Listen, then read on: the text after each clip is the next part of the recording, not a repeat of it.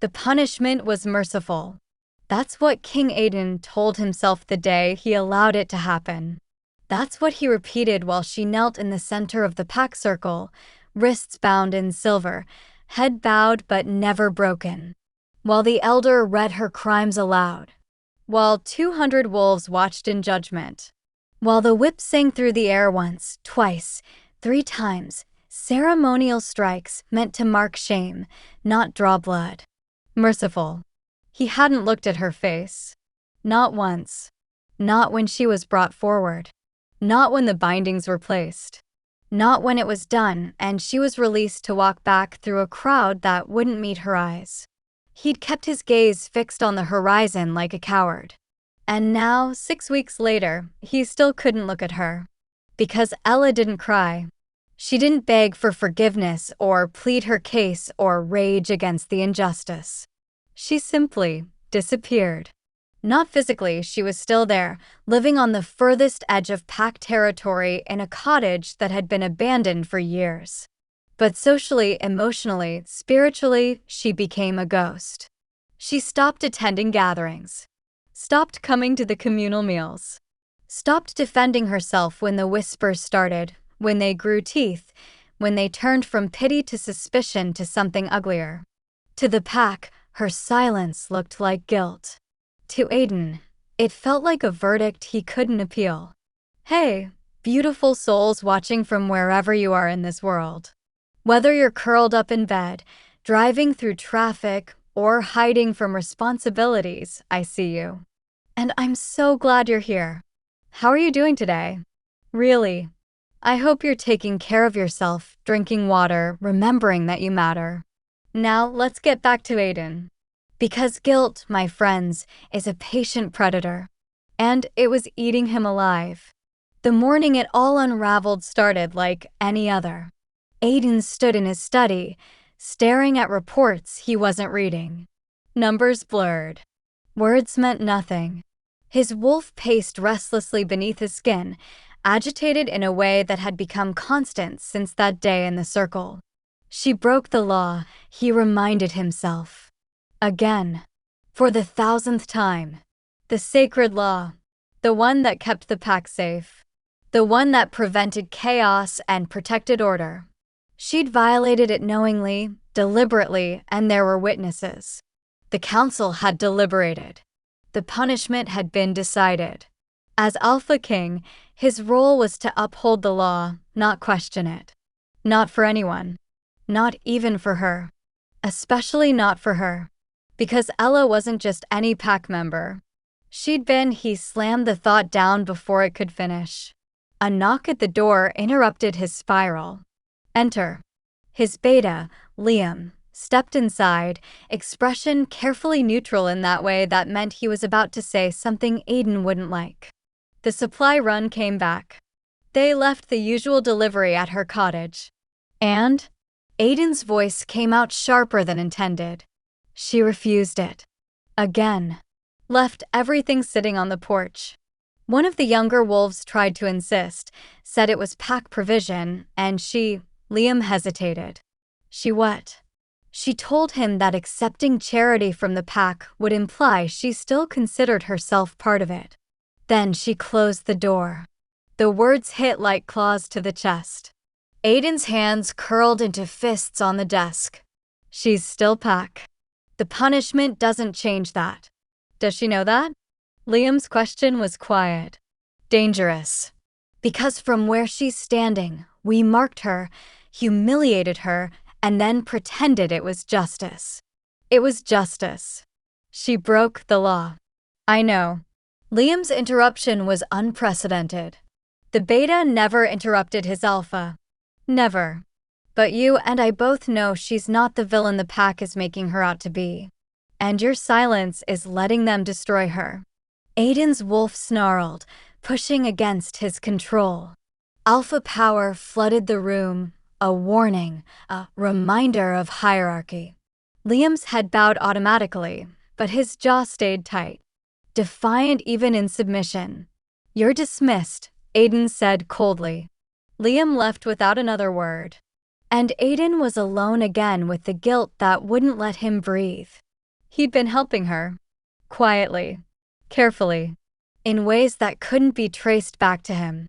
The food deliveries Liam mentioned, those came from Royal Provisions, not pack stores.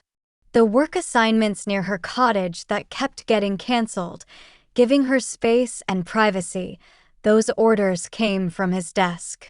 The guards who happened to patrol near her land more frequently, those were his wolves, positioned there specifically to ensure no one harassed her. She had to know. She was too smart not to notice the pattern. And that knowledge, that she knew he was helping her while still refusing to acknowledge him, to speak to him, to even look in his direction, that somehow hurt worse than everything else. Because it meant she understood. She understood that he was trying to fix this without admitting he'd been wrong. That he was attempting to ease his conscience without actually facing what he'd done. That he was a coward. The realization settled in his chest like lead. That evening, Aiden did something he'd been avoiding for 6 weeks. He went to see her. Not officially. Not as Alpha King. He left the formal robes in his chambers, dismissed his guard, and walked through the forest alone as the sun bled red across the horizon. The path to her cottage was overgrown, no one traveled this way anymore. She'd made sure of that. He could smell her before he saw the cottage. Lavender and rainfall, the scent that used to make his wolf go calm and alert all at once. Now it just made him ache. The cottage sat in a small clearing, humble and worn but meticulously maintained. Ella had always been like that, taking broken things and making them whole through sheer stubborn will. She was in the garden. Aiden stopped at the tree line, watching. She knelt in the dirt, hands deep in soil, planting something he couldn't identify from this distance. Her hair, dark and long, usually bound, hung loose down her back. She wore simple clothes, stained with earth and work. She looked thin. Too thin. Like she wasn't eating enough. His fault. All of it his fault. He must have made a sound, a breath, a shift, because she froze. Then slowly, so slowly, she turned her head. Their eyes met. And Aiden forgot how to breathe. Her face was thinner too, sharper. But her eyes, those deep brown eyes that used to look at him with warmth, with laughter, with something he'd never had the courage to name, they were empty. Not angry. Not hurt. Empty. Like she'd carved out every piece of herself that used to care and buried it somewhere he couldn't reach. You shouldn't be here. Her voice was quiet. Steady. Worse than any scream. I wanted to check. He stopped. What could he say? That he wanted to check if she was okay? She clearly wasn't. That he wanted to help? She'd refused every attempt. That he was sorry? He wasn't allowed to be sorry. Kings didn't apologize for upholding the law. I'm fine, she said, answering the question he hadn't asked. She turned back to her planting, dismissing him. You can tell whatever scout sent you that I'm alive and functional. Your conscience is clear. No one sent me. The words came out rougher than intended. I came because you feel guilty. She didn't look at him, just kept working the soil with methodical precision. I understand. You did what you had to do. The law is the law. I don't blame you, Aiden. Hearing his name in her voice, not Your Majesty, not Alpha King, just his name, it broke something in him. Then why won't you look at me?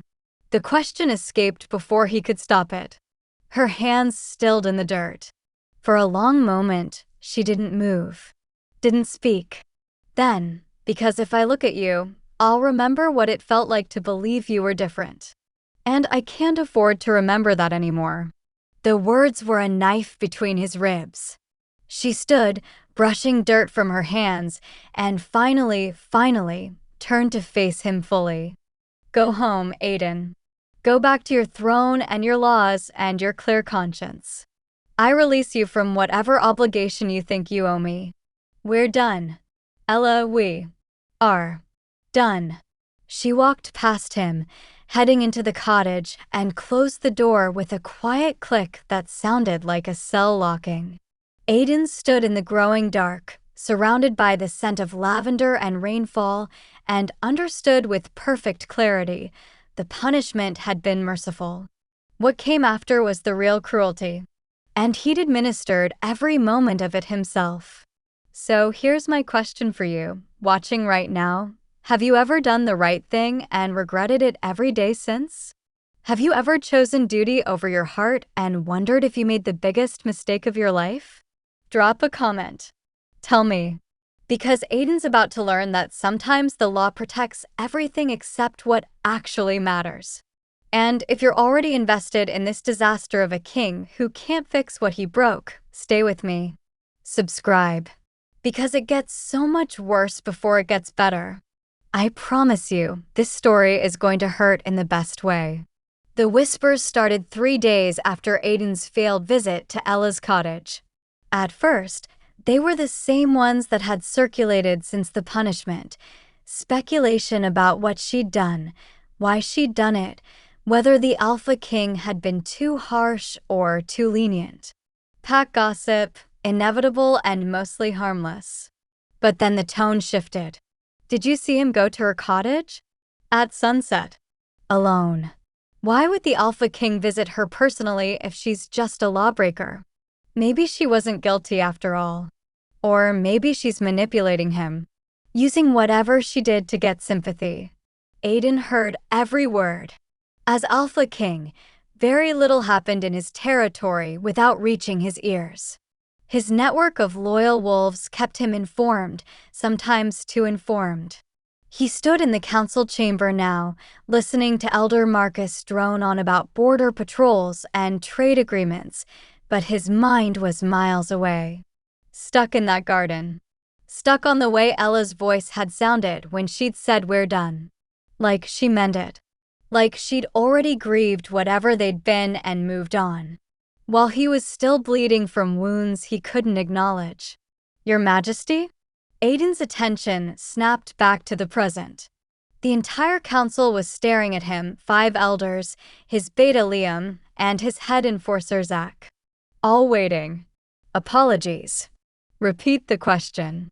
Elder Marcus exchanged a glance with Elder Margaret before speaking. We were discussing the Hartley matter. The punishment. There are concerns. Aiden's spine went rigid. What concerns? The pack is divided, Margaret said carefully. She was the eldest of the council, a woman who'd advised 3 Alpha Kings before Aiden. She chose her words like weapons, precise and devastating. Some believe the punishment was just. Others believe it was excessive. And a growing number believe there's more to the situation than what was presented. The situation was investigated thoroughly, Aiden said, his voice dropping into that dangerous alpha timbre that usually ended debates. Evidence was presented. Witnesses testified. The law was clear. The law was followed, Zach agreed. The enforcer was built like a mountain and had the personality of one blunt, unmovable, loyal to structure above all else. But the Alpha King's recent, personal interest in the Hartley woman has raised questions. Every muscle in Aiden's body locked. Explain. You've been seen near her territory. Alone. Multiple times. Marcus leaned forward. Supply deliveries that come from royal provisions instead of pack stores. Guard rotations that have mysteriously increased around her cottage. Work assignments near her land that get cancelled. These things don't go unnoticed, Your Majesty. I'm ensuring the well-being of all pack members, Aiden said coldly, including those who've been punished. That's my responsibility. Is it your responsibility to visit her personally? Margaret's question was gentle, but it landed like a blow. At sunset? Without your guard? Because to an outsider, or to pack members looking for scandal, that appears less like duty and more like something else. The unspoken word hung in the air. Favoritism. Or worse, weakness. What are you suggesting? Aiden's voice could have frozen fire. "We're suggesting," Marcus said slowly, "that you distance yourself from the situation. Completely. The pack needs to see that the law applies equally to everyone, including those the Alpha King might have personal feelings for." The silence that followed was suffocating. Liam shifted uncomfortably. Zach's expression remained neutral. The elders watched Aiden with the careful assessment of wolves who'd seen kings fall for less than what they were implying.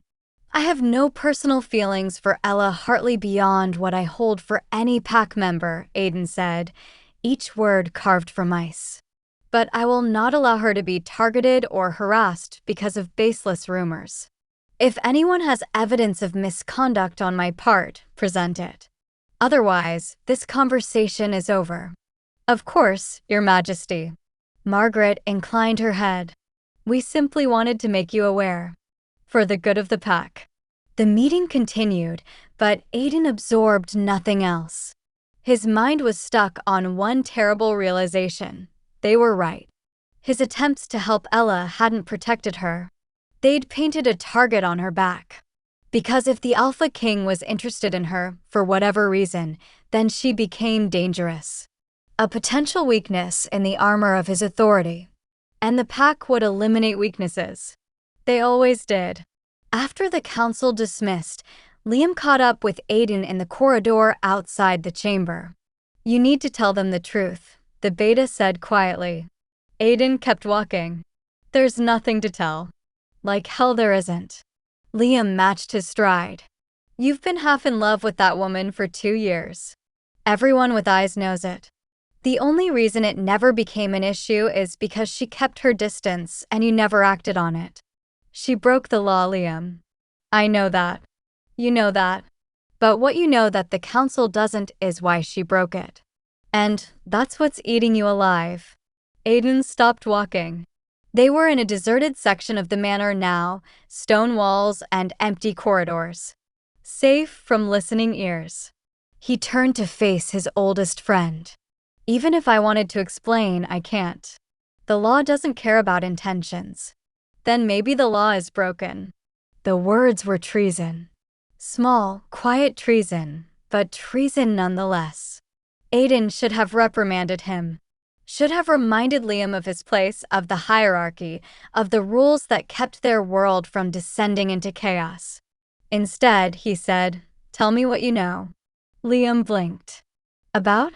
About Ella. About what really happened 6 weeks ago. Aiden's jaw tightened. "I know the official report. I know what the witnesses said. I know what the law dictates. But I also know you've been digging. So tell me what you found." For a moment, Liam looked like he might refuse. Like he might hold on to the information out of principle or protection or some misguided attempt to save Aiden from himself. Then he sighed. The night before the incident, there was a breach at the eastern border. Small. Contained quickly. The official report says it was a juvenile rogue, scared and lost, looking for shelter. I remember. Zach handled it personally. Right. Zach handled it. Killed the rogue on sight. Textbook response. Liam paused. Except Ella was there. She arrived at the border just before Zach did. And according to one of the patrol wolves I spoke to off record, she tried to stop the kill. Aiden's blood went cold. Why? Because the rogue wasn't alone. It had a pup with it. Hidden in the brush about 20 yards from where Zach made the kill. Ella saw it. She was trying to negotiate a peaceful surrender when Zach arrived and, well, you know Zach. Protocol above all. What happened to the pup? That's the thing. Liam's expression turned grim. It should have died. Rogue pups don't survive without their parents. But Ella took it. Hid it.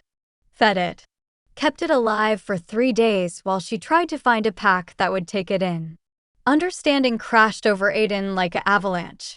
The law she broke, harboring a rogue, Liam finished. Even a pup. Even for 3 days. The law is absolute. No rogues. No exceptions. She knew that. She did it anyway. Where's the pup now? Dead. The word was flat. Final. Zach found it during the investigation. It was sick. Malnourished. It died in custody. Ella never said a word in her own defense. Never mentioned why she'd taken it. Just accepted the punishment. Aiden felt the ground shift beneath him. She let herself be punished for trying to save a dying pup. Because explaining would have meant admitting Zach killed its parent unnecessarily. Would have meant questioning protocol. Starting an internal investigation. Creating division. Liam met his eyes. She chose to be the villain so the pack could stay united. The knife that had been between Aiden's ribs since that day in the circle, it twisted. Why didn't you tell me this before the punishment? I didn't know before the punishment. I only found out after. And by then, Liam's voice softened with something close to pity. By then it was too late. The law had been upheld. Justice had been served. And you'd already made your choice. Aiden turned away, fist slamming into the stone wall hard enough to split his knuckles. Pain bloomed, sharp and clean, but it didn't touch the agony in his chest. She'd protected the pack. And he'd punished her for it. That night, Aiden stood in his private chambers, staring at a box he hadn't opened in 2 years. Inside were things he should have thrown away. Things he'd kept hidden like shameful secrets. A ribbon Ella had worn in her hair during the summer festival. He'd found it caught on a branch after she'd left and pocketed it without thinking.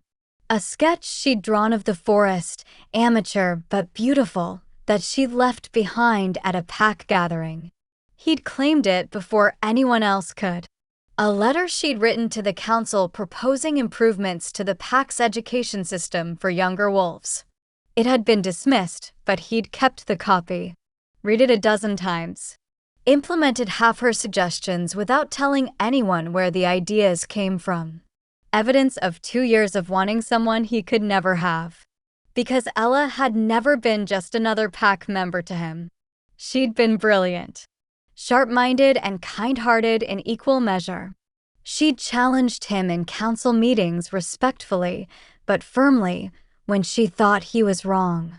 She'd made him laugh with dry observations whispered under her breath during tedious ceremonies. She'd looked at him not as Alpha King, but as Aiden. Just Aiden. And he'd been too much of a coward to do anything about it. Because kings didn't pursue pack members. Because power dynamics made genuine consent complicated. Because he'd told himself there would be time. That someday, when circumstances were different, when he was braver, he'd find a way. Then she'd broken the law.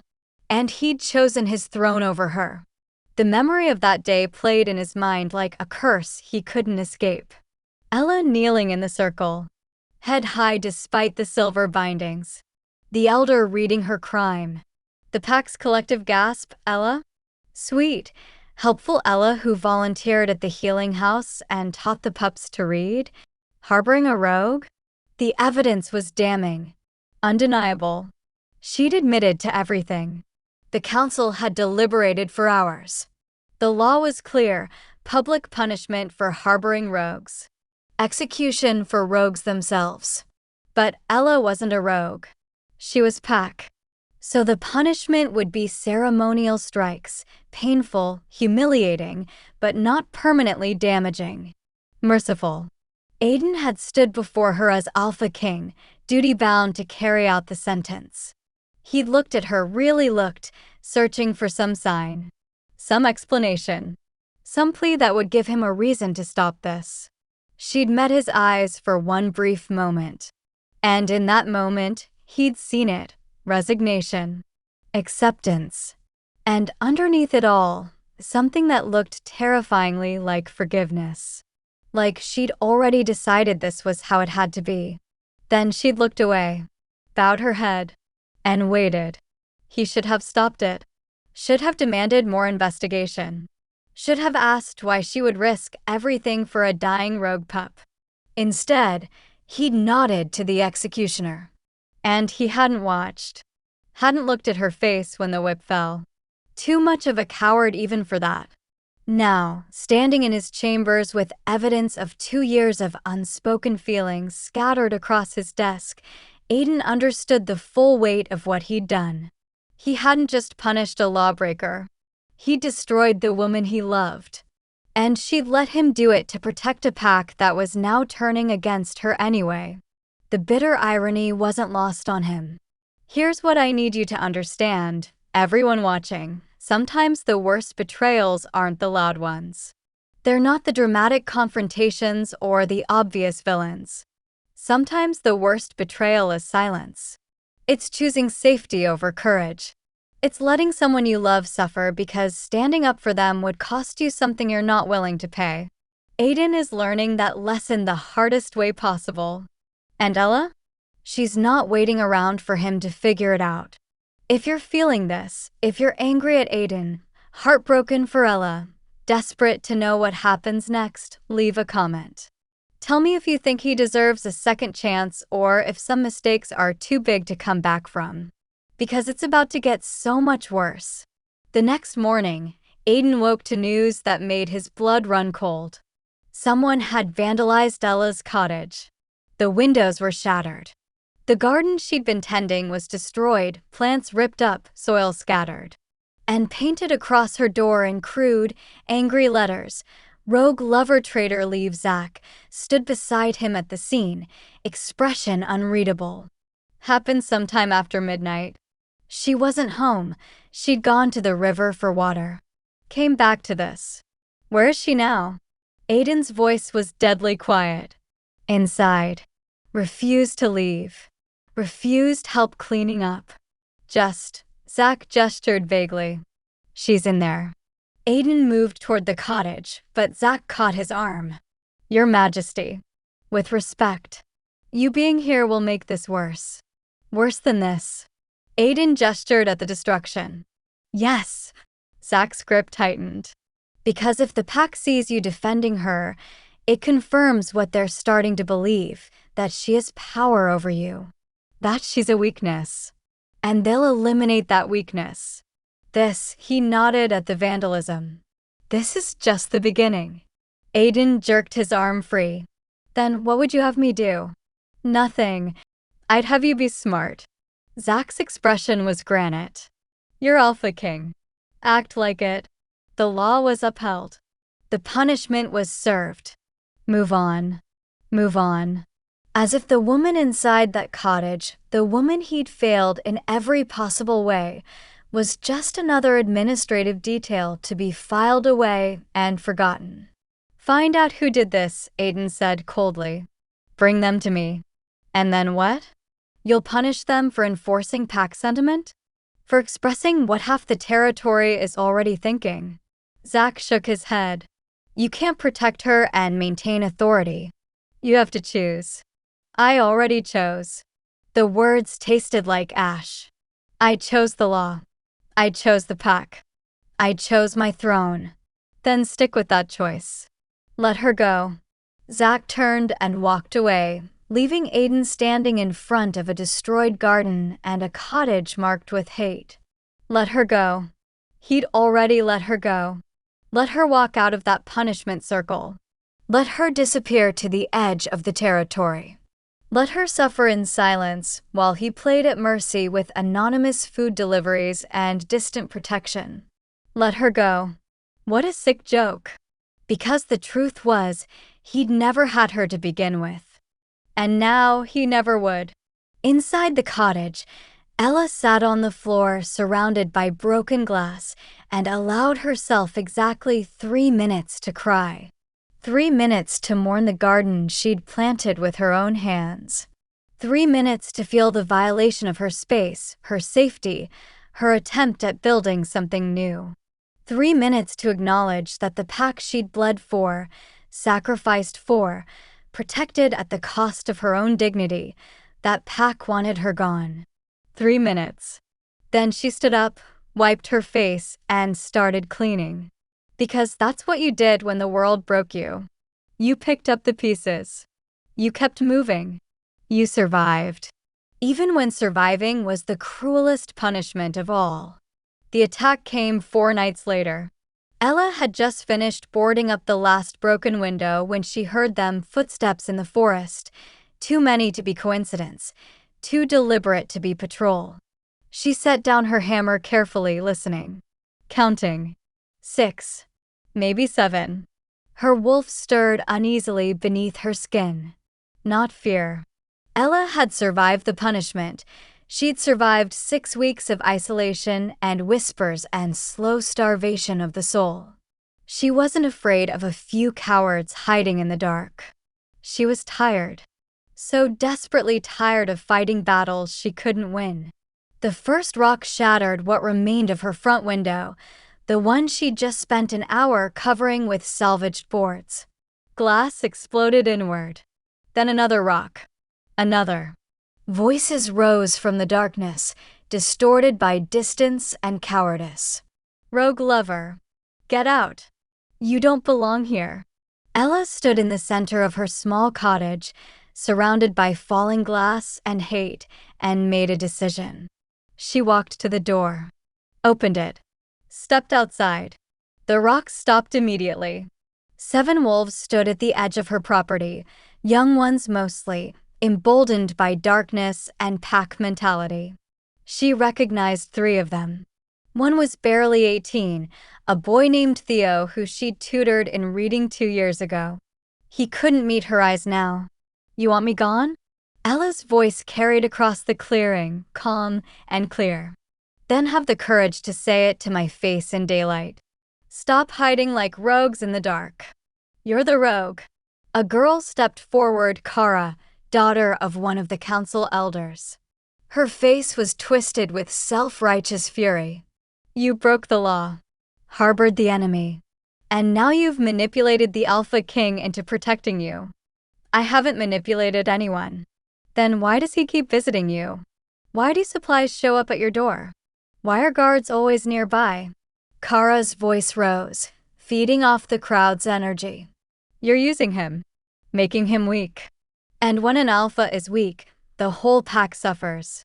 The accusation landed like the whip had sharp, precise, designed to mark. I never asked for his help, Ella said quietly. I never asked for anything except to be left alone. You should have left entirely. Another voice from the group. Should have taken your punishment and gone rogue for real.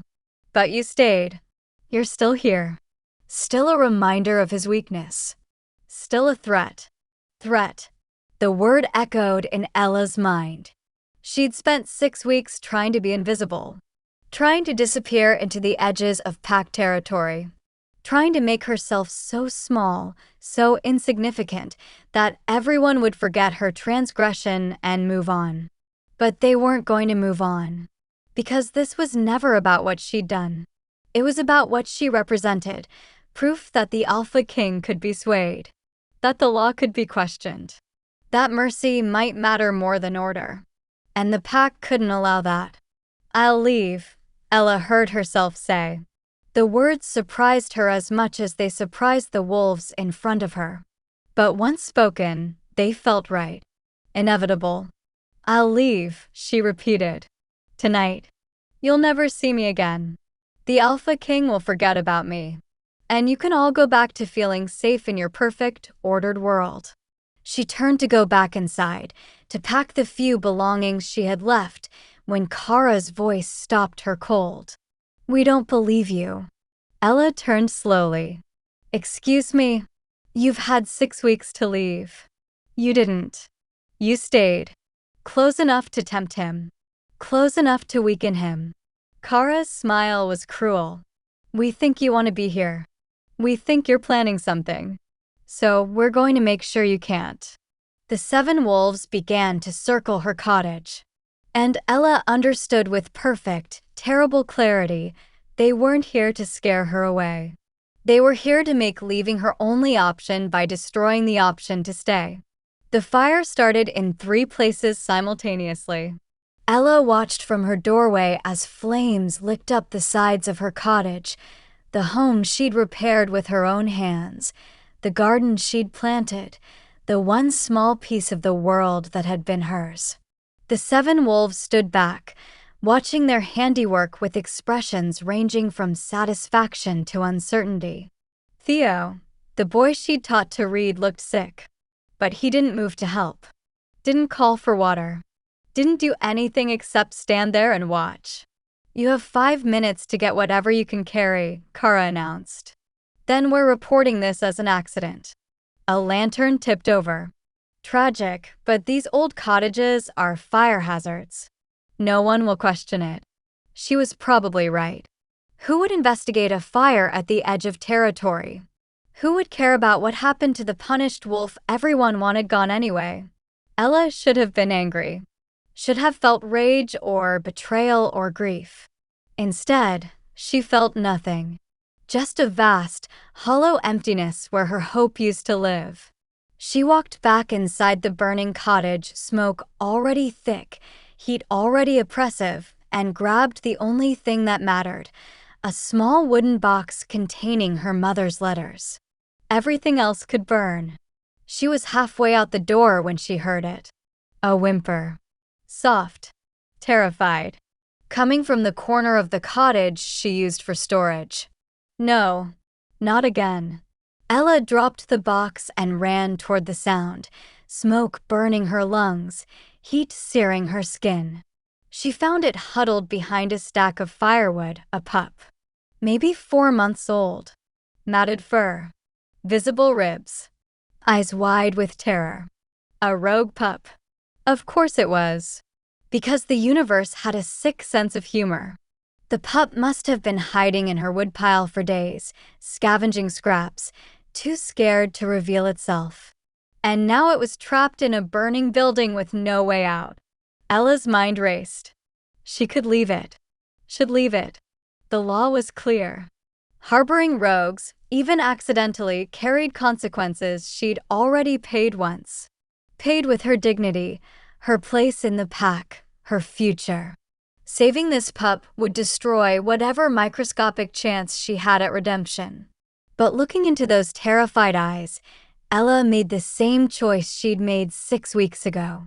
The same choice that had damned her then. The same choice that would damn her now. She grabbed the pup, it yelped and tried to bite, but she held firm and ran for the door. Smoke blinded her. Heat blistered her skin. The ceiling groaned ominously. She burst through the doorway just as part of the roof collapsed behind her, flames reaching toward the sky like judgment. The 7 wolves stared at her, at the rogue pup trembling in her arms. Kara's expression shifted from satisfaction to something darker. Triumphant. "Well," she said softly, "isn't this interesting?" They dragged Ella back to the capital at dawn. Not gently. Not with any pretense of protocol. Theo and another young wolf gripped her arms while Kara carried the pup, now sedated with some herb the girl had produced from her pack. Evidence.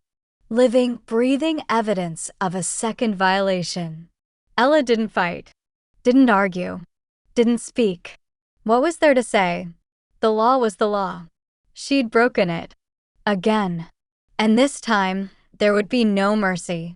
This time, the punishment would be permanent. They marched her through the capital as the pack woke to a new day. Wolves emerged from their homes, drawn by the commotion. Whispers spread like wildfire, faster than the one that had destroyed Ella's cottage. She had another rogue. She's been harboring them all along. The Alpha King was right to punish her the first time. This time she deserves worse. Ella kept her eyes forward, kept her spine straight. If she was going to fall, she'd fall with dignity.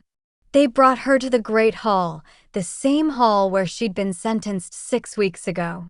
The council was already assembled, summoned by early morning messengers. And at the head of the room, standing behind the Alpha's throne like a man carved from stone, was Aiden. Their eyes met. For one brief, infinite moment, Ella saw everything she'd lost reflected back at her. Everything that could have been if the world had been different. If she'd been different. If he'd been braver. Then his expression shuddered. Went cold. Distant. Alpha King. Not Aiden. The distinction had never mattered more. Elder Marcus stepped forward. Ella Hartley, you stand accused of harboring a rogue again. Of violating the very law you were punished for breaking. Of betraying the mercy you were shown. His voice rang through the hall. How do you answer? Mercy. The word was a knife. Guilty, Ella said quietly. Gasps rippled through the assembled crowd. Even the council looked surprised. They'd expected denial, explanation, some attempt at defense. But Ella was done defending herself to wolves who'd already decided what she was. The pup was in my cottage, she continued. I didn't know it was there. But when I found it during the fire, I chose to save it rather than let it burn. If that makes me guilty, then yes. I'm guilty. You had a choice, Margaret said, her elderly face grave. You could have left it, reported it, done anything except take it with you. Yet you chose, again, to break our most sacred law. I chose not to let a living creature burn to death, Ella corrected. If that's treason in your eyes, then your laws are more broken than I am. The hall erupted. Shouts of outrage. Demands for immediate punishment. Calls for exile or worse. Through it all, Aiden remained silent. Watching. His expression unreadable. Marcus raised his hand for quiet. The law is clear. Second offense for harboring rogues carries a sentence of exile. Aiden's voice cut through the chaos like a blade. Everyone turned to stare at him. Your Majesty? Marcus looked confused. The law states. I'm aware of what the law states, Elder Marcus. Aiden descended from the platform, moving with the lethal grace of a predator. But I'm also aware that this situation is complex. He stopped in front of Ella. Up close, she could see the exhaustion carved into his features. The sleepless nights. The weight of the crown he wore like penance. You saved a pup from burning, he said, voice low enough that only she could hear. Again. It was the wrong choice, Ella replied, equally quiet. Again. Was it? The question hung between them, heavy with everything unsaid. Then Aiden stepped back, addressing the hall. Ella Hartley will be exiled from Pack territory. Effective immediately. She has until sunset to gather any remaining possessions and leave. She is not to return under penalty of death. Relief and disappointment warred in the crowd's reaction. Some wanted harsher punishment. Others seemed satisfied with permanent removal. Ella felt nothing. Just that same hollow emptiness. The pup will be dealt with according to protocol, Aiden continued. This matter is closed. Dealt with. Killed, he meant. The pup would be killed. And Ella would be exiled. Everyone got what they wanted. They released her into the custody of 2 guards who would escort her to collect her things, what few things remained after the fire, and see her to the border. Ella walked through the capital one last time, memorizing details she'd never see again. The market square where she'd bought herbs. The healing house where she'd volunteered. The school where she'd taught pups to read. All of it gone. She was passing the Alpha's manor when a hand caught her arm. She turned to find Liam, Aiden's beta, his expression strained. He's trying to protect you, Liam said quietly, glancing at the guards who'd stepped a respectful distance away. The exile. It's the lightest sentence he could give without causing an uprising. I know, Ella said. Do you? Liam's grip tightened. Because from where I'm standing, you look like you've given up. Like you think this is over. It is over. No, it's not. He pressed something into her hand, a small pouch. Take this. There's money. Enough to get you somewhere safe. Start over. And he hesitated. There's a letter. From him. Don't read it here. Wait until you're somewhere safe. Ella stared at the pouch. Why are you helping me? Because he can't. Not publicly. Not without destroying everything he's trying to build. Liam's expression softened. But he wants you safe, Ella. Even if you hate him. even if you never forgive him. He wants you safe." Before she could respond, Liam was gone, disappearing into the morning crowd. Ella stood there, clutching the pouch, and felt the first crack in the numbness that had sustained her. Because hate would have been easier. Anger would have been simpler. But this painful, complicated tangle of grief and understanding and residual feeling for a man who'd chosen his throne over her twice now? This was unbearable. Listen to me, everyone watching. There are moments in life where every choice is wrong. Where doing the right thing gets you punished and doing the expected thing destroys you. Ella is living in that moment. And Aiden is learning that being king means making choices that haunt you forever. Drop a comment. Do you think Exile is mercy or just another cowardice? Do you think Aiden deserves Ella's understanding, or should she burn that letter and never look back? Because we're about to find out what's in that letter. And I promise you, it changes everything. Ella reached the border at sunset. The guards left her there alone on the edge of Pack territory, looking back at the only home she'd ever known. In her hand, she clutched the pouch Liam had given her. She should walk away. Should start the journey to whatever came next. Should leave this place and these wolves and this pain behind. Instead, she opened the pouch. The money was there as promised. Enough for months of survival.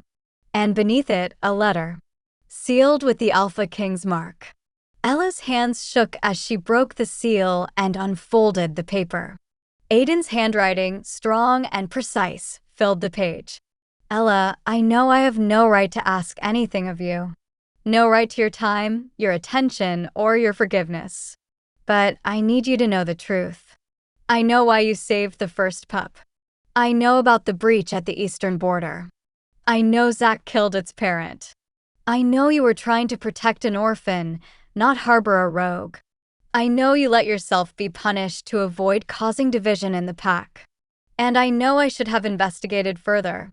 Should have asked questions. Should have trusted my instincts that said you would never betray us without reason. I failed you. Not as Alpha King, the law was followed correctly.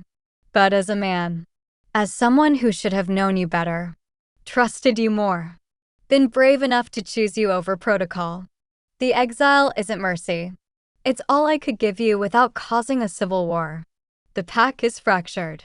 Half believe you're dangerous. Half believe you're a martyr. And all of them are watching to see if their Alpha King can be swayed by a woman. If I rescind the exile, they'll see it as weakness. They'll question every decision I make. And eventually, they'll come for you again. Harder this time. More permanent. So I'm sending you away to keep you alive. But I'm also sending you this. Coordinates to a neutral territory. A pack that owes me a debt. Their alpha will grant you sanctuary if you choose to claim it. You'll be safe there. Protected. Free to build a life without the weight of my mistakes. Or you can disappear entirely. Take the money. Change your name. Start over somewhere no one knows what you've survived. Either way, you're free. I only ask one thing. Don't come back. Not for me. Not for the pack. Not for any reason. Because if you come back, I won't be able to let you go again. And that would destroy us both. Ella read the letter 3 times. Then she folded it carefully, placed it back in the pouch, and looked at the forest stretching endlessly before her. Free. She was free. So why did freedom feel like the cruelest punishment of all? Ella walked for 3 days. Not toward the neutral territory Aiden had mentioned in his letter. Not toward any destination at all, really. Just away. Away from the pack. Away from the capital. Away from the wreckage of everything she'd tried to build. She survived on the money Liam had provided and the hunting skills she'd learned as a young wolf. Rabbits mostly. Small game that didn't require her to shift, because shifting meant acknowledging the wolf inside her, the part that still yearned for pack, for belonging, for home. And home didn't want her anymore. On the 4th day, she reached a river. Wide and fast-moving, it marked the boundary between territories. Cross it, and she'd be in unclaimed land. Truly rogue. No pack law. No protection. But also no judgment. No whispers. No memories of a man who'd looked at her with regret but still chosen his throne. Ella stood on the bank, watching the water rush past, and pulled out Aiden's letter one more time. Don't come back. The words were a command. A plea. A confession. Because if you come back, I won't be able to let you go again. She should hate him for that. For admitting feeling only after exiling her. For being brave enough to write what he'd been too cowardly to say to her face. But hate required energy Ella didn't have anymore. She was refolding the letter when she heard it, a sound that made her blood freeze. Crying. A child crying. No, not again. Please, not again. But even as her mind rebelled, her feet were moving.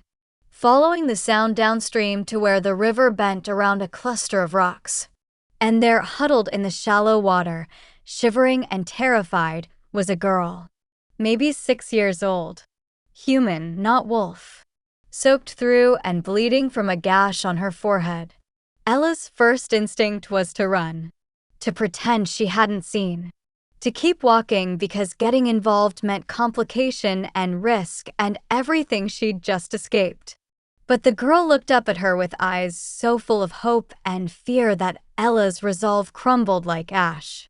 Please, the child whispered. Please help me. The girl's name was Lily. She'd been traveling with her family, humans who lived in the village on the other side of the river, when their cart had overturned. Her parents had been swept downstream. She'd managed to grab onto the rocks, but she was too scared to move, too cold to think, and the water was rising. Ella pulled her to shore, wrapped her in the spare cloak from her pack, and tried to stop the bleeding from the head wound. Your parents, Lily asked through chattering teeth. Can you find them? Ella's heart sank. If they'd been swept downstream in this current, the chances of survival were slim. But she couldn't tell a 6-year-old that her parents were likely dead. I'll look, she said instead. But first, we need to get you warm and safe. The nearest shelter was a hunter's cabin she'd passed an hour back, abandoned but intact. Ella carried Lily there, started a fire, and tried to keep the child from going into shock while she processed the impossible situation she'd stumbled into. She should take Lily to the human village. Should return her to people who could care for her properly.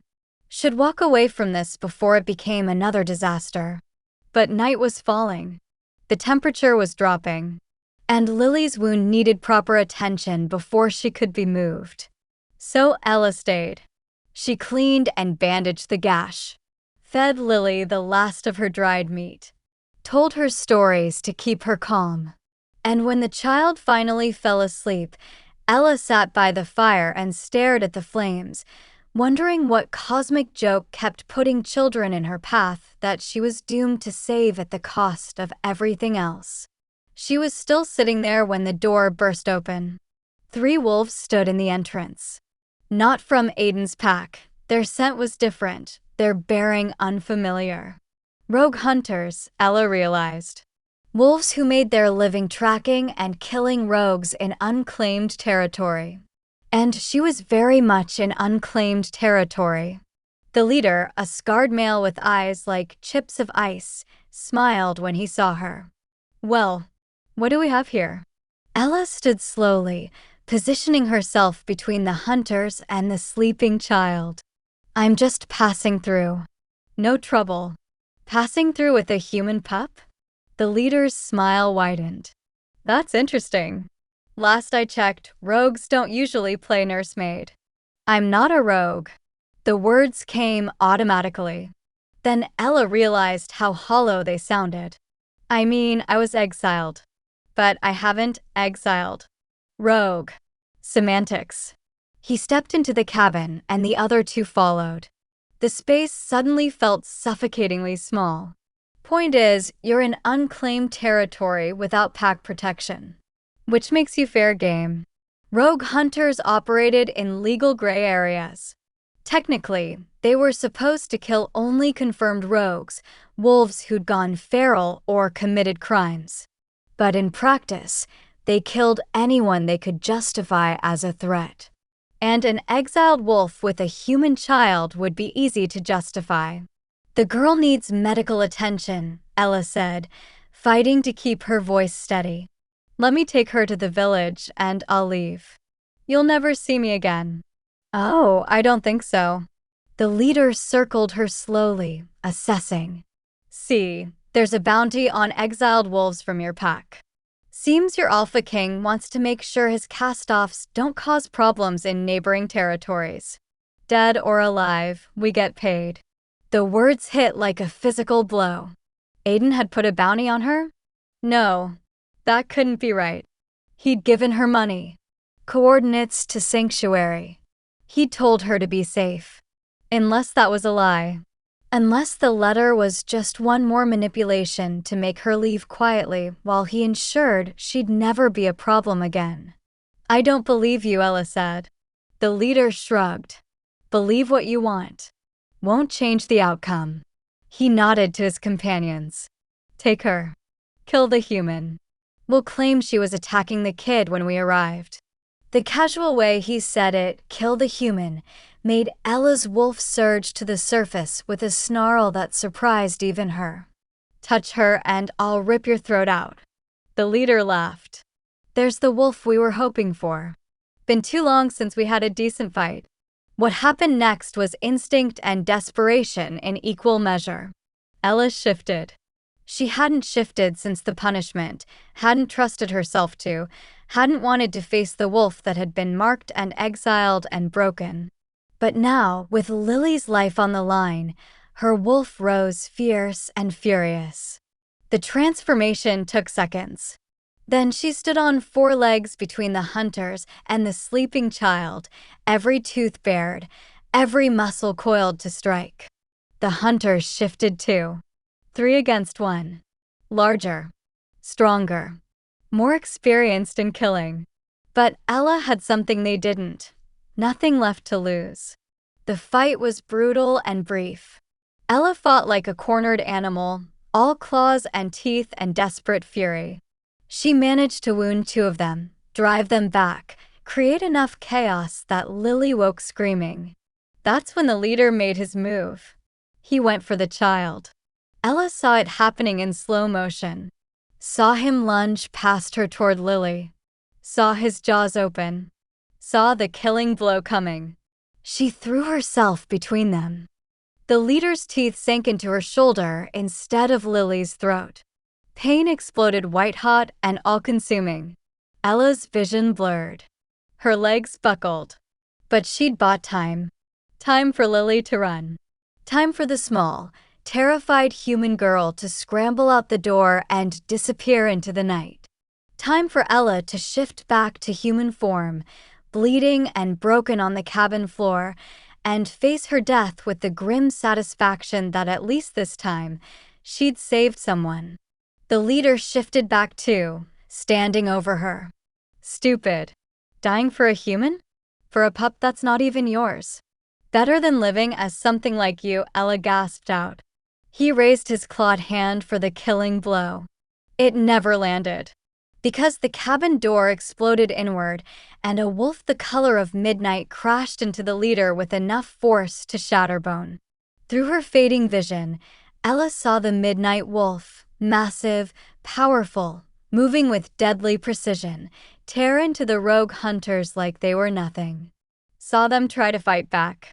Saw them fail. Saw them run. Then the wolf shifted. And Aiden knelt beside her, his hands covered in her blood, his eyes wild with something between rage and terror. "You idiot," he breathed. "You absolute idiot." "I saved the girl," Ella managed. "I don't care about the girl." His voice broke. "Why didn't you go to Sanctuary? Why didn't you cross into neutral territory? Why are you still in unclaimed land where anyone can?" He couldn't finish. Just pressed his hands against her shoulder wound, trying to stop the bleeding. Bounty, Ella whispered. They said, you put a bounty. Aiden's expression went from terrified to absolutely murderous. That's a lie. I never, he stopped. Went very still. Someone's using my name. Someone wants you dead and is using rogue hunters to do it. The pieces clicked together in Ella's fading consciousness. The too convenient attack on her cottage. The pup that had appeared just in time to damn her again. The exile that had put her exactly where she'd be vulnerable. Someone in Aiden's pack wanted her gone permanently. And they'd been using the Alpha King's authority to do it. Ella, stay with me. Aiden's voice pulled her back from the gray edges of unconsciousness. I'm getting you out of here. Getting you somewhere safe. But you have to hold on. Why? The word was barely a breath. Why are you here? His answer was simple. Devastating. Because I can't let you go. Then he lifted her into his arms, and the world went dark. Ella woke to sunlight and the smell of herbs. She was in a bed soft, clean, nothing like the hard ground she'd been sleeping on for days. Her shoulder was bandaged, throbbing but manageable. And sitting in a chair beside the bed, looking like he hadn't slept in a week, was Aiden. Their eyes met. For a long moment, neither spoke. Then, where am I? Neutral territory. The sanctuary I mentioned in the letter. You're safe here. Aiden's voice was rough with exhaustion. The Alpha owes me a blood debt. No one will touch you. How did you find me? I've been following you since you left. The confession came out flat. Matter of fact. At a distance. Making sure you reached safety. When I realized you weren't heading to Sanctuary, I got closer. When I heard the fight, his hands curled into fists. I should have gotten there sooner. Ella processed this. You've been following me for 4 days. Yes. Why? Because he stopped. Started again. Because someone in my pack wants you dead. And I needed to make sure you survived long enough for me to figure out who. It should have been comforting. Instead, it felt like a violation. You should have told me. Would you have let me? No, exactly. Aiden stood, pacing to the window. The bounty was fake. Someone forged my seal, sent rogue hunters after you with false authorization. I'm trying to trace it back, but whoever did this covered their tracks well. Who would want me dead badly enough to risk forging your seal? That's what I can't figure out. He turned to face her. You were already exiled. Already removed from pack territory. Already not a threat. Unless he stopped. His expression shifted to something dark and dangerous. Unless what? Ella prompted. Unless someone thinks you know something. Or could reveal something. Aiden's eyes narrowed. The pup in your cottage. The one that appeared during the fire. What if it wasn't random? What if someone planted it there specifically to ensure your second violation? The idea was paranoid. Conspiracy-minded. Completely impossible to prove. And it made perfect sense. Someone set me up, Ella said slowly. From the beginning. The first pup, the second pup, all of it. Someone wanted me punished. Wanted me exiled. And when exile wasn't permanent enough, they sent hunters to finish the job. Yes. Aiden's jaw was tight. And I helped them. I punished you. Exiled you. Played right into their hands. The guilt in his voice was palpable. Crushing. And Ella found herself doing something she'd sworn she wouldn't do. It's not your fault. He laughed, bitter, hollow. Isn't it? I'm the Alpha King. Nothing happens in my territory without my knowledge, except apparently an entire conspiracy to destroy an innocent wolf. I'm not innocent. I did break the law. To save a child. Aiden's shout echoed in the small room. You broke the law for the right reasons, and I punished you for it. I chose protocol over truth. Order over justice. My throne over, he stopped. Didn't finish the sentence. But Ella heard the unspoken word anyway. You. Why are you really here, Aiden? The question came out softer than intended. You could have sent guards. Could have hired protection. You didn't have to follow me yourself. He was quiet for a long time.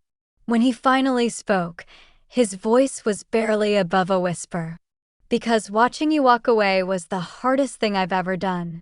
And the thought of you dying out here alone, hating me, his voice broke. I couldn't survive that. Ella's heart, the part she'd been so careful to protect, to wall off, to keep safe from hope, cracked. I don't hate you, she admitted. You should. I know. She looked at her bandaged shoulder. At the room that wasn't a cell or a punishment or a cottage marked with hate.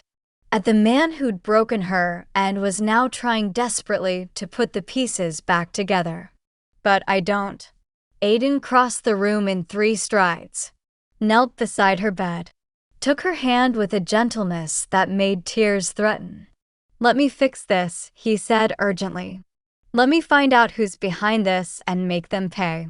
Let me prove that I'm not the coward who stood by while you suffered. And then what? Ella's voice shook. You go back to your pack and your throne, and I stay here in sanctuary? We pretend this never happened? We live separate lives and call it closure. No, the word was fierce. Final. Then I abdicate. Ella's breath caught. What? I'll abdicate.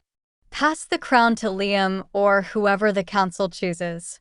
And I'll stay here. With you. If you'll have me. You can't. You're the Alpha King. You can't just watch me. His grip on her hand tightened. I thought I needed the crown.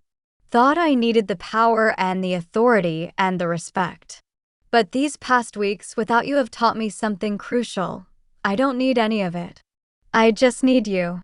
It was everything Ella had wanted to hear. And everything she couldn't let him do. You're not thinking clearly, she said gently. You're guilty and exhausted, and I'm in love with you. The words hung in the air between them, impossible and perfect and terrifying. I've been in love with you for 2 years, Aiden continued, voice raw. Since the day you stood up in council and told me I was wrong about the education reforms. Since you made me laugh during that terrible diplomatic dinner with the Northern Pax. Since I watched you teach a pup to read and realized you were the best thing in my entire kingdom. Tears were falling now. Ella couldn't stop them. Aiden. I should have told you sooner. Should have been brave enough to risk it.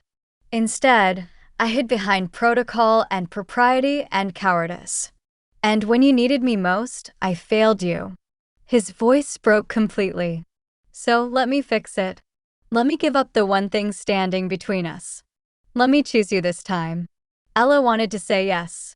Wanted to let him sacrifice his crown and his duty and everything he'd worked for. Wanted to be selfish enough to let him. But she'd spent 6 weeks understanding what it meant to lose yourself for someone else's comfort. She wouldn't let him do the same. No, she said softly. Aiden's expression crumpled. No, not because I don't, she couldn't say it. Couldn't admit that she loved him too, that she'd been half in love with him for just as long, that hearing him say it was both healing and destroying her. But because you'd resent me eventually.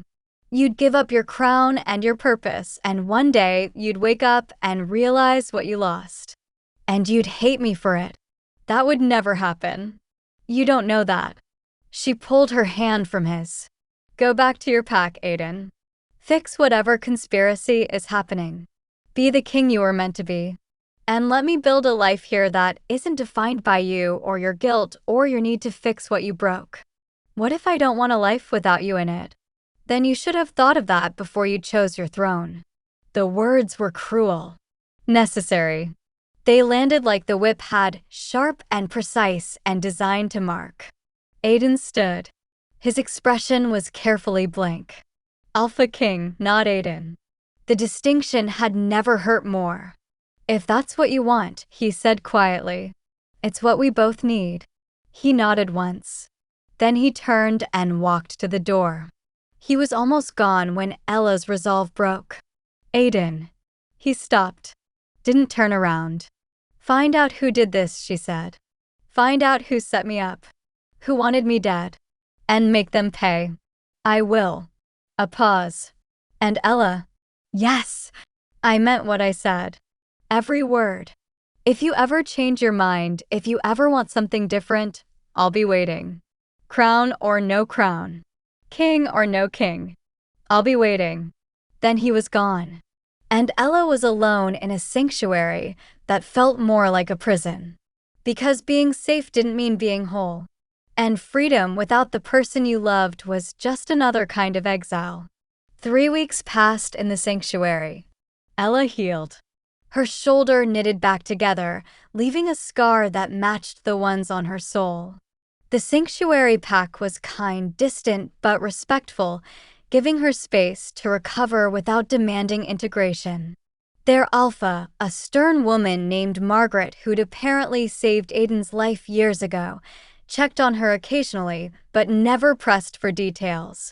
Ella worked in their gardens to earn her keep, tended their sick when the healers needed extra hands, kept her head down and her heart carefully locked away.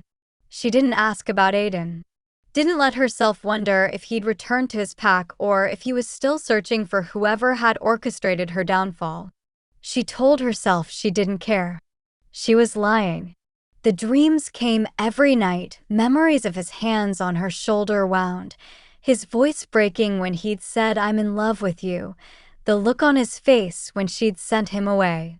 She'd wake gasping, tears on her face, and have to remind herself that she'd made the right choice. That loving someone sometimes meant letting them go. Even when letting them go felt like dying slowly. She was in the garden on the 22nd day, pulling weeds with methodical precision, when a commotion at the sanctuary's border caught her attention. Raised voices. Running footsteps.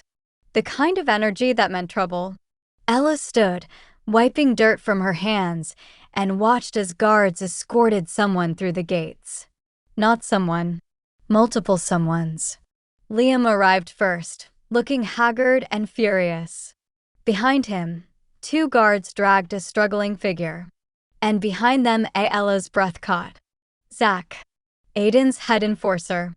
Bound in silver chains that burned his skin, his expression a mask of cold fury. "What's happening?" Ella asked as Liam approached. "We found him." Liam's voice was hoarse with exhaustion and rage. "The one who set you up. The one who forged Aiden's seal and sent rogue hunters. The one who orchestrated everything." Ella's eyes went to Zach. Him. Not just him. But he was a major part of it. Liam gestured, and the guards forced Zach to his knees. "We've been investigating for 3 weeks.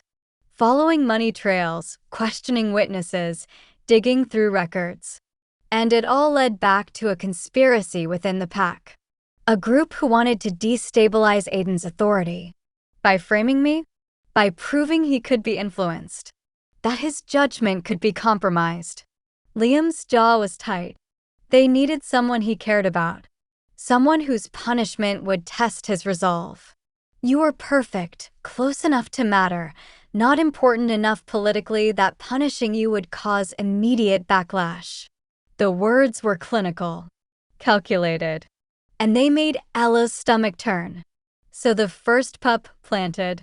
Zach killed the rogue parent himself, not because of protocol, but to create an orphan. He knew you'd try to save it. You're a healer. It's who you are. So they gave you a test you'd inevitably fail. Liam's expression was grim. And when Aiden punished you according to law, it was supposed to prove he was strong, unmoved. A king who put duty above personal feeling. "But I didn't mean anything to him then," Ella protested. "We barely spoke." "Didn't you?" Liam's smile was sad. Everyone knew Ella. Everyone saw the way he looked at you. The way he found excuses to be where you were. The way he listened when you spoke like your words were the only ones that mattered. You were the worst-kept secret in the capital. The revelation hit like a blow. All those moments she dismissed as professional courtesy or polite interest, they'd been visible to everyone except her. And the second pup? Her voice was barely a whisper. Also planted. During the fire, Zach's people set the blaze, and one of them released the pup into your cottage at the last second. They knew you'd save it. Knew you'd break the law again. And this time, Liam's voice hardened. This time, the punishment had to be permanent.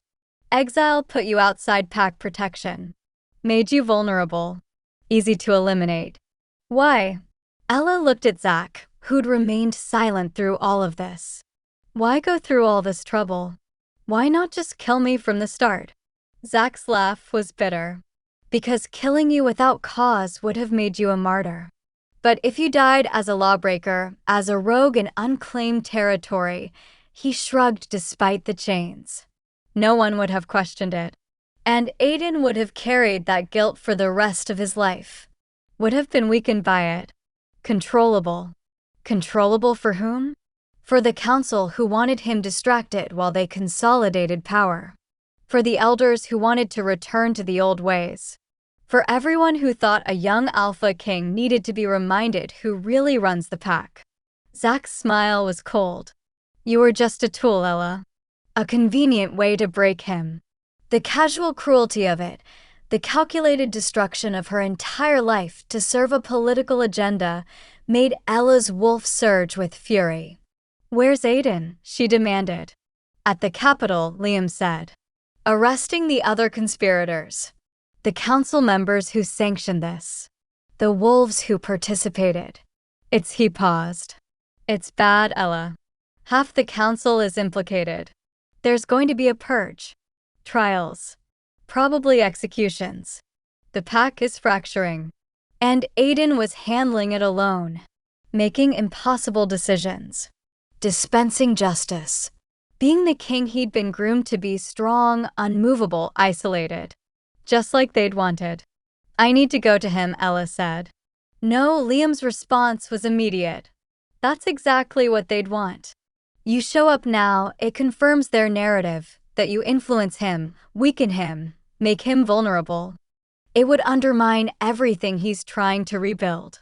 So I do nothing? I stay here while he faces this alone. You staying here is what's keeping him strong. Liam's voice gentled. He needs to know you're safe. That they didn't win. That you're alive and healing and out of their reach. That's the only thing getting him through this. The words were meant to comfort. Instead, they felt like another cage. Why did you bring Zach here? Ella asked, changing tactics. Why not just execute him at the Capitol? Because Aiden wanted you to have something. Liam gestured to the guards, who produced a small box. Justice. Or as close to it as we can offer. Ella took the box with trembling hands. Inside was a simple piece of paper, an official decree bearing Aiden's seal. The real seal, not the forged one. She read it 3 times before the words made sense. It was a full pardon. Retroactive. Erasing both punishments from the record. Restoring her status as a full pack member. Acknowledging that she'd been wrongfully convicted and offering official apology on behalf of the crown. It was everything she should have wanted. And it meant nothing. Because a piece of paper couldn't undo the whip's marks. Couldn't erase 6 weeks of isolation. Couldn't restore the trust that had been shattered or heal the wounds that had been carved into her spirit. He wants you to come home, Liam said quietly. If you choose. No obligations. No expectations. Just the option. If you want it. Ella stared at the pardon. At the careful script of Aiden's signature. At the proof that he'd been trying to fix this, trying to make it right, trying to give her back what had been stolen. What does he want? She asked. For you to be happy. Liam's answer was simple. Whatever that looks like. Wherever that is. He just wants you happy. That's not an answer. It's the only one he gave me. Liam met her eyes. But if you want my opinion? He's barely holding it together. The conspiracy, the trials, the executions, he's doing what needs to be done. But he's hollow. Like someone carved out everything that mattered and left just the king behind. The image made Ella's chest ache. I sent him away, she whispered. I told him to go back. To be king. That's what I wanted. Is it? Liam's question was gentle. Or is it what you thought was best for him? Before Ella could answer, Zach spoke up. You're a fool if you go back. Everyone turned to stare at him. Even with the conspirators purged, the pack still remembers what you are. Still fears it. You'll never be truly accepted. Never be truly safe. Zach's smile was cruel. And Aiden will have to choose, again, between protecting you and protecting his authority. How long before that choice destroys him? Or you? That's enough, Liam snapped. But Zach wasn't finished. You think this is over? This conspiracy was just the ones we caught. But the sentiment that drove it, the fear of change, the resistance to a king who might value one wolf over pack order, that doesn't go away with a few executions.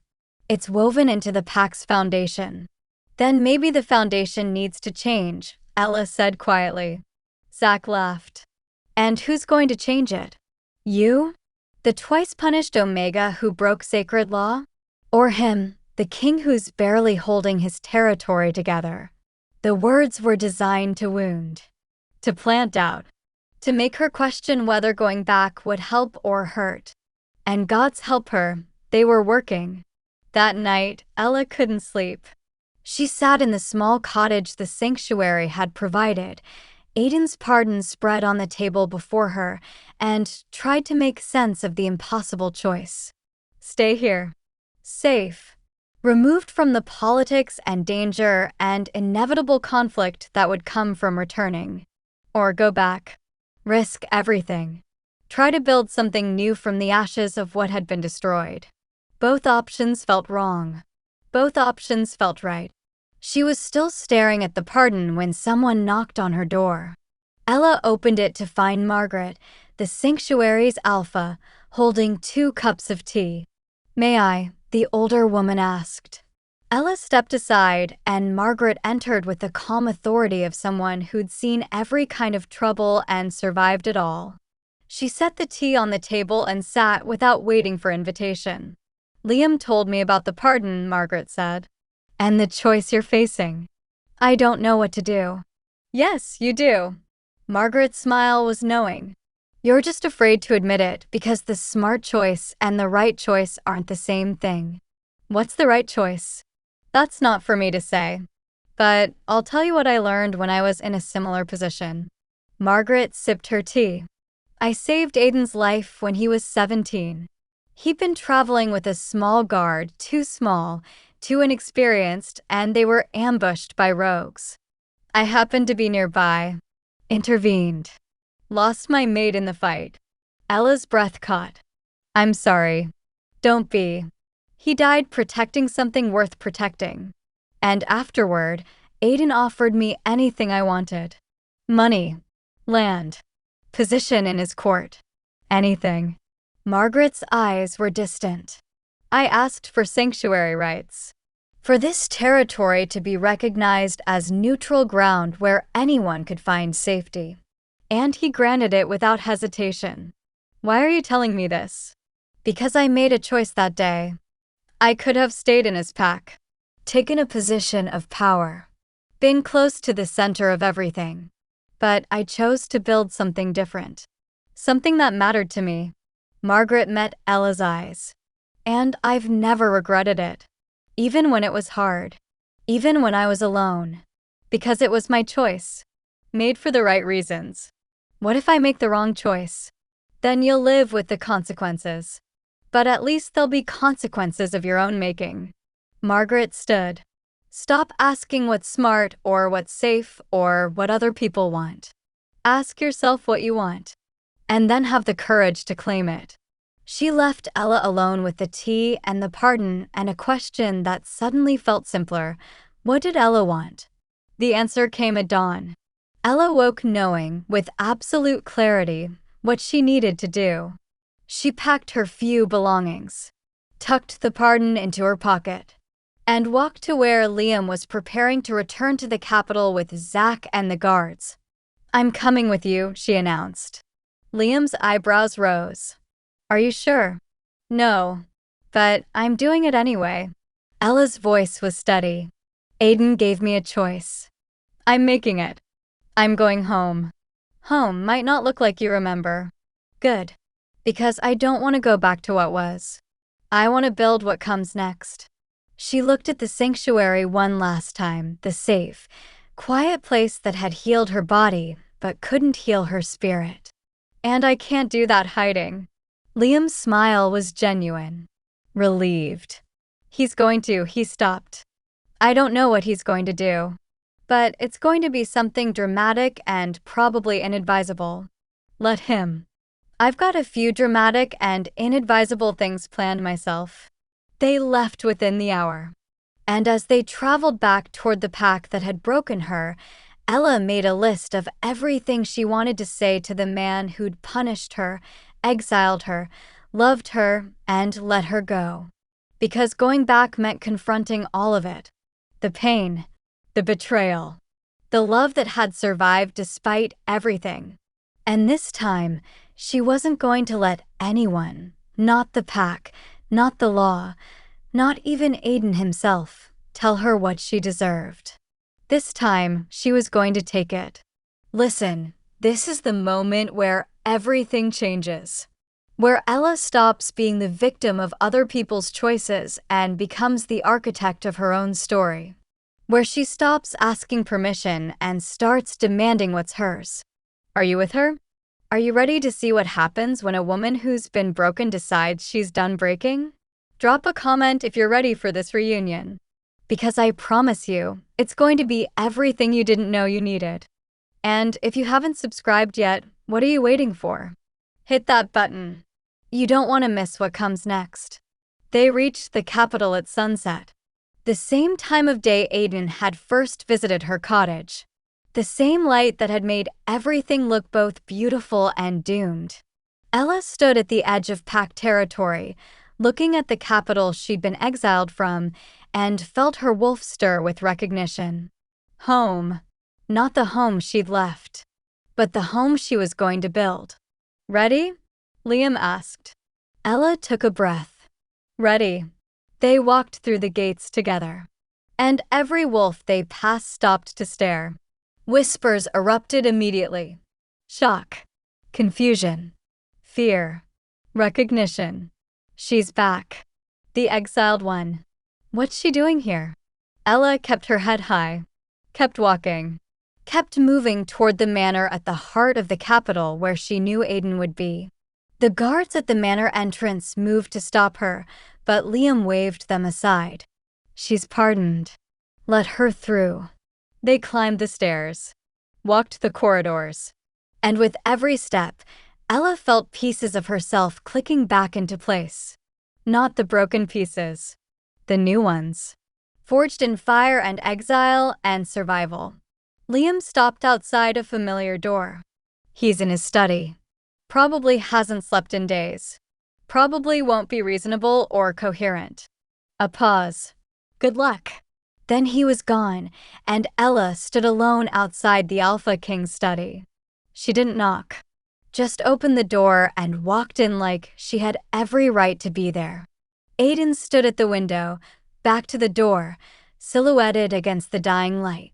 He looked thinner, tired, like the weight he'd been carrying had finally started to crush him. I said I wasn't to be disturbed, he said without turning. Good thing I don't take orders from you anymore. Ella's voice was steady. Aiden spun around so fast he nearly knocked over the glass on his desk. His eyes went wide, disbelieving. Ella. Hello, Aiden. For a long moment, they just stared at each other. Then he crossed the room in 3 strides and pulled her into his arms with a desperation that spoke of 3 weeks thinking he'd never see her again. You came back, he breathed against her hair. You actually came back. I had some things to say. Ella let herself be held for exactly 10 seconds. Then she pushed him back. And you're going to listen to all of them. His expression shifted from relief to wariness. All right. First, you were right. About the conspiracy. About someone setting me up. About everything. She pulled the pardon from her pocket. Thank you for this. For investigating. For clearing my name. Ella, I'm not finished. She stepped back, putting space between them. Second, I love you. I've loved you for longer than I want to admit. And hearing you say it, hearing you offer to give up your crown, it was everything I wanted. Hope bloomed in his expression. But third, her voice hardened. I'm not coming back to be your guilty conscience or your redemption arc. I'm not coming back so you can feel better about what happened. If I'm here, it's as an equal. As someone who chooses you and expects to be chosen in return. Not as an obligation. Not as a fix. As a partner. Yes, Aiden said immediately. Anything. Everything. Whatever you want. What I want, Ella took a breath. What I want is to change the laws that allowed this to happen. The ones that made helping a child into a crime. The ones that value order over compassion. I want to rebuild this pack into something better. We'll do it together. And I want you to stop carrying guilt like it's armor. She stepped closer. What happened wasn't entirely your fault. You were manipulated. So was I. But staying in that pain, letting it define us, that's a choice. And I'm choosing to move forward. I'll try. Don't try. Do. She reached up, cupped his face in her hands. Because I'm done being careful. Done protecting myself from feeling. Done letting fear make my decisions. I'm here because I want to be. Because you're worth fighting for. But I need you to fight too. Not against me. With me. Aiden's hands covered hers. I don't deserve you. Probably not. But you're stuck with me anyway. Her smile was small. Genuine. So, what do you say, Your Majesty? Ready to set the pack on fire and build something new from the ashes? His answering smile was the first real one she'd seen in weeks. With you? Always. Then he kissed her. And Ella kissed him back. And for the first time since that day in the circle, the world felt like it might actually be okay. Not perfect. Not easy. But possible. And sometimes, possible was enough. The kiss lasted exactly long enough for Ella to believe, for one perfect moment, that everything might actually work out. Then reality shattered it. The study door slammed open, and Elder Marcus burst in with 3 council guards, his face twisted with fury. Step away from her, Your Majesty. Marcus's voice cracked like a whip. Immediately. Aiden moved in front of Ella instinctively, his body a shield. You dare enter without permission? I dare protect my Alpha King from a manipulative exile who has clearly bewitched him. Marcus's eyes were cold. Fixed on Ella with pure hatred. Guards. Arrest her. On what grounds? Aiden's alpha power flooded the room, making the guards hesitate. She's been pardoned. Officially. My decree carries the weight of law. A decree issued while you were clearly compromised.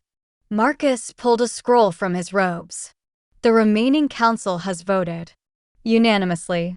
Your judgment regarding Ella Hartley is deemed invalid due to personal bias. The pardon is rescinded, and she is hereby sentenced to permanent exile with a kill-on-sight order if she ever returns. The words hit like physical blows. Ella felt Aiden go rigid in front of her, felt his wolf surge with rage that made the air itself vibrate. You don't have the authority, Aiden said, his voice dropping to something deadly. The council absolutely has that authority when an alpha's judgment is compromised by romantic entanglement. Marcus's smile was cruel. It's in the ancient laws, Your Majesty. The same ones you've upheld so faithfully. When a king cannot rule impartially, the council intervenes. For the good of the pack. This is a coup. This is protection. Marcus gestured to the guards. Take her. Now. The guards moved forward. Aiden's growl stopped them in their tracks, a sound so primal, so threatening, that Even seasoned warriors backed up. "Touch her and I'll kill you myself," Aiden promised. "Then you'll be removed as Alpha King for murdering your own guards to protect an exile." Marcus's expression was triumphant. "Either way, she leaves. The only question is whether you keep your crown or lose everything trying to save someone who's already destroyed you." The trap was perfect. Elegant. Devastating. If Aiden protected Ella, he'd be removed as king, possibly executed for treason. The pack would descend into chaos. Everything he'd built would crumble. If he let her go, she'd be hunted. Killed. Gone forever. No good options. No way to win. Ella felt Aiden's hand find hers behind his back. Felt him squeeze once, a silent apology, a promise, a goodbye. Then she made the choice for him. "I'll go." Her voice cut through the tension. Peacefully. No resistance. No drama. "Ella, no." Aiden turned to face her, and the anguish in his expression nearly broke her resolve. "Yes." She stepped around him, meeting Marcus's gaze directly. "I'll leave. Tonight. You'll never see me again. But I want something in return." Marcus's eyebrow raised. "You're hardly in a position to negotiate. I want Aiden's safety guaranteed. Full immunity.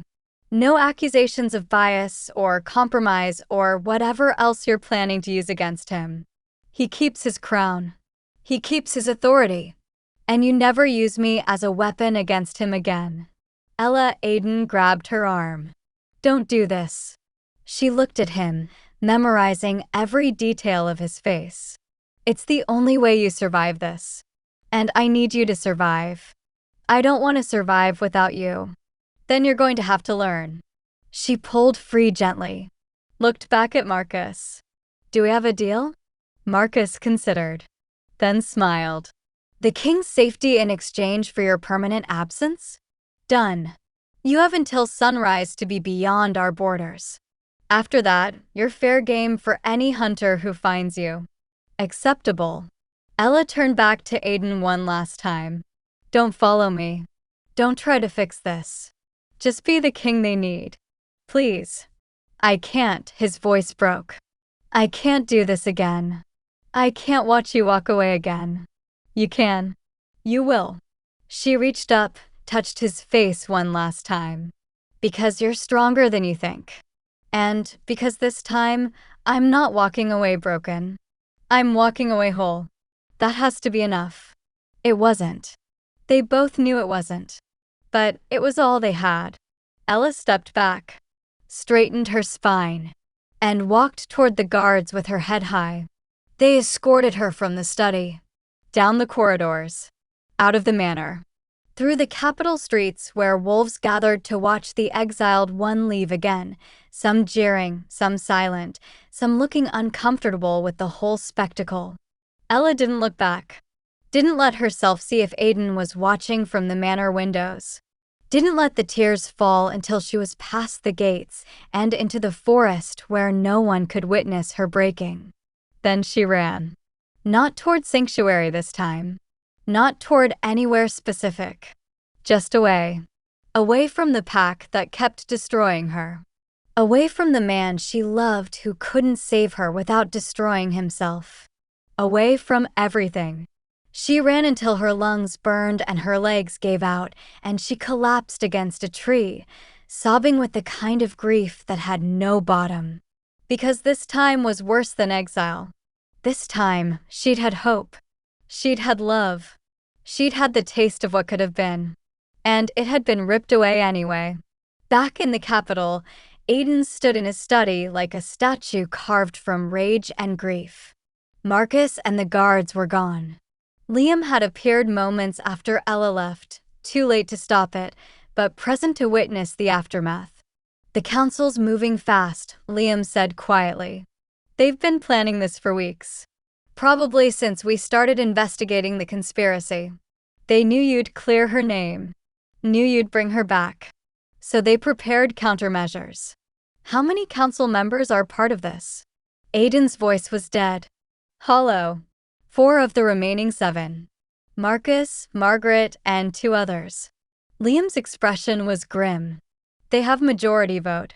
Enough to override you on matters they deem compromised by personal bias. Personal bias. Aiden laughed, bitter, broken. I love her. That's not bias. That's fact. I know. But they're using ancient laws specifically designed to prevent kings from being influenced by romantic attachments. Laws that were meant to protect the pack from corruption. Liam paused. They're technically legal, Aiden. Everything they did, it's within their authority. Then the laws are wrong.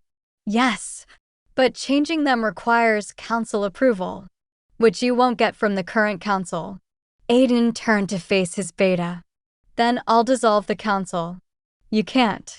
Not without cause that would hold up to challenge. And the cause you have protecting Ella is exactly what they're using against you. Liam's frustration was palpable. They've boxed you in.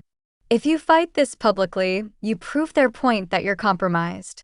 If you accept it, Ella stays exiled. Either way, they win.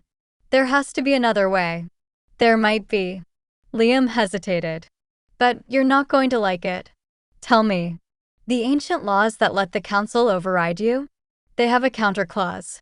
If you can prove the council is acting against the pack's best interest, if you can demonstrate that their decision is harmful rather than protective, you can call for a full pack vote. Majority rules. Council authority suspended until the matter is resolved. Aiden's mind raced. What constitutes proof of harm? That's the problem. It's subjective. Could be economic damage, military weakness, social unrest. But it has to be significant, undeniable, and tied directly to the council's decision.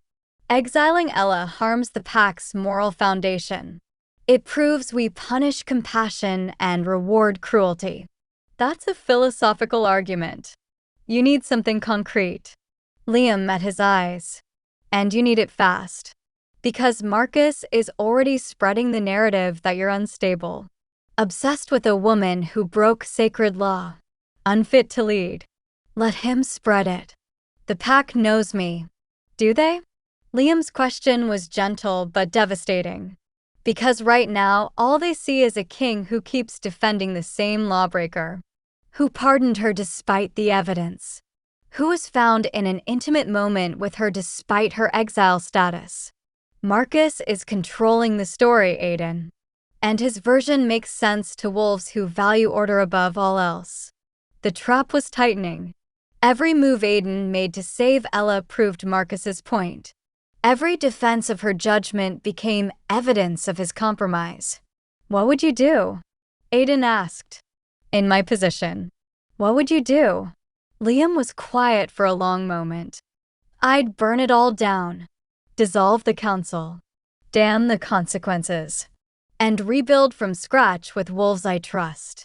He paused. But I'm not the Alpha King. I don't have 1,000 years of tradition and law breathing down my neck. You do. Aiden walked to the window. Looked out at the capital, his pack, his responsibility. Then he looked toward the forest where Ella had disappeared. And he made a choice that would either save everything or destroy it all. Summon the pack, he said quietly. Every member. Mandatory gathering at dawn. Aiden, what are you? I'm calling for a vote. Not on Ella's exile. On the council itself. He turned, and Liam saw something dangerous in his expression. Something that looked like a king who'd finally stopped playing by rules designed to break him. If they want to claim I'm compromised, fine. Let the pack decide. Let every wolf vote on whether the council's recent actions serve the pack's best interest or their own. That's incredibly risky. If you lose, then I lose. But at least I'll have fought for something that matters. Aiden's jaw set. And if I win, the council gets dissolved. Every member. We rebuild from the ground up with new laws. New systems. Something that can't be weaponized against innocent wolves ever again. And Ella, if I win, I'm bringing her home. Permanently. As my mate, my equal, my queen. The words rang with absolute certainty. And anyone who has a problem with that can challenge me directly. Liam's smile was fierce. Now you sound like a king worth following. I should have done this weeks ago. Should have fought harder from the start. But I was afraid of losing the crown, of causing chaos, of proving them right about being compromised. Aiden's expression hardened. I'm done being afraid. Done letting them use my duty against me. This ends tomorrow. In the forest, Ella had stopped crying. She sat against the tree, numb and exhausted, and tried to figure out what came next. She couldn't go back to Sanctuary. Marcus would track her there. Couldn't stay in unclaimed territory. The kill-on-sight order meant rogue hunters would be coming. Couldn't approach any neighboring pack without risking them turning her over for political favor. She was truly alone this time. No safety net. No backup plan. Just herself and the rapidly approaching sunrise that marked her final deadline. She was debating which direction to run when she heard footsteps. Multiple sets. Moving fast. Moving toward her. Ella stood, preparing to fight or flee, when 3 figures emerged from the shadows. Not hunters. Younger wolves from the pack. Ones she recognized from her time in the capital. The leader was a girl named Ivy, maybe 20 years old, one of the students Ella had tutored years ago. What are you doing here? Ella demanded, tension coiling in her muscles. We're leaving, Ivy said simply. All of us. 7 of us from the younger generation. We heard what the council did. How they exiled you again despite everything. And we're done. Done with what? With a pack that punishes people for having compassion. That values order over justice. That lets corrupt elders manipulate the law to destroy anyone who threatens their control. Ivy's expression was fierce. You taught me to read, Ella. Taught me to think critically. Taught me that asking questions wasn't rebellion. And now I'm asking the biggest question. Why should we stay in a pack that would exile you for saving children? The other wolves nodded. Young faces. Determined expressions. Rebels in the making. You can't leave, Ella said. You'll be considered rogues. Hunted. Killed. We know. We're doing it anyway. Another wolf stepped forward, Theo, the boy who'd been part of the group that burned her cottage. His face was haunted. Guilty. I helped destroy your home. Stood by while they set the fire. I've had to live with that for weeks, and his voice broke. I can't live with it anymore. Can't be part of a pack that made me into someone who would do that. So we're starting our own pack, Ivy continued. One with different laws. Different values. And we want you to lead it. The words didn't make sense. Couldn't make sense.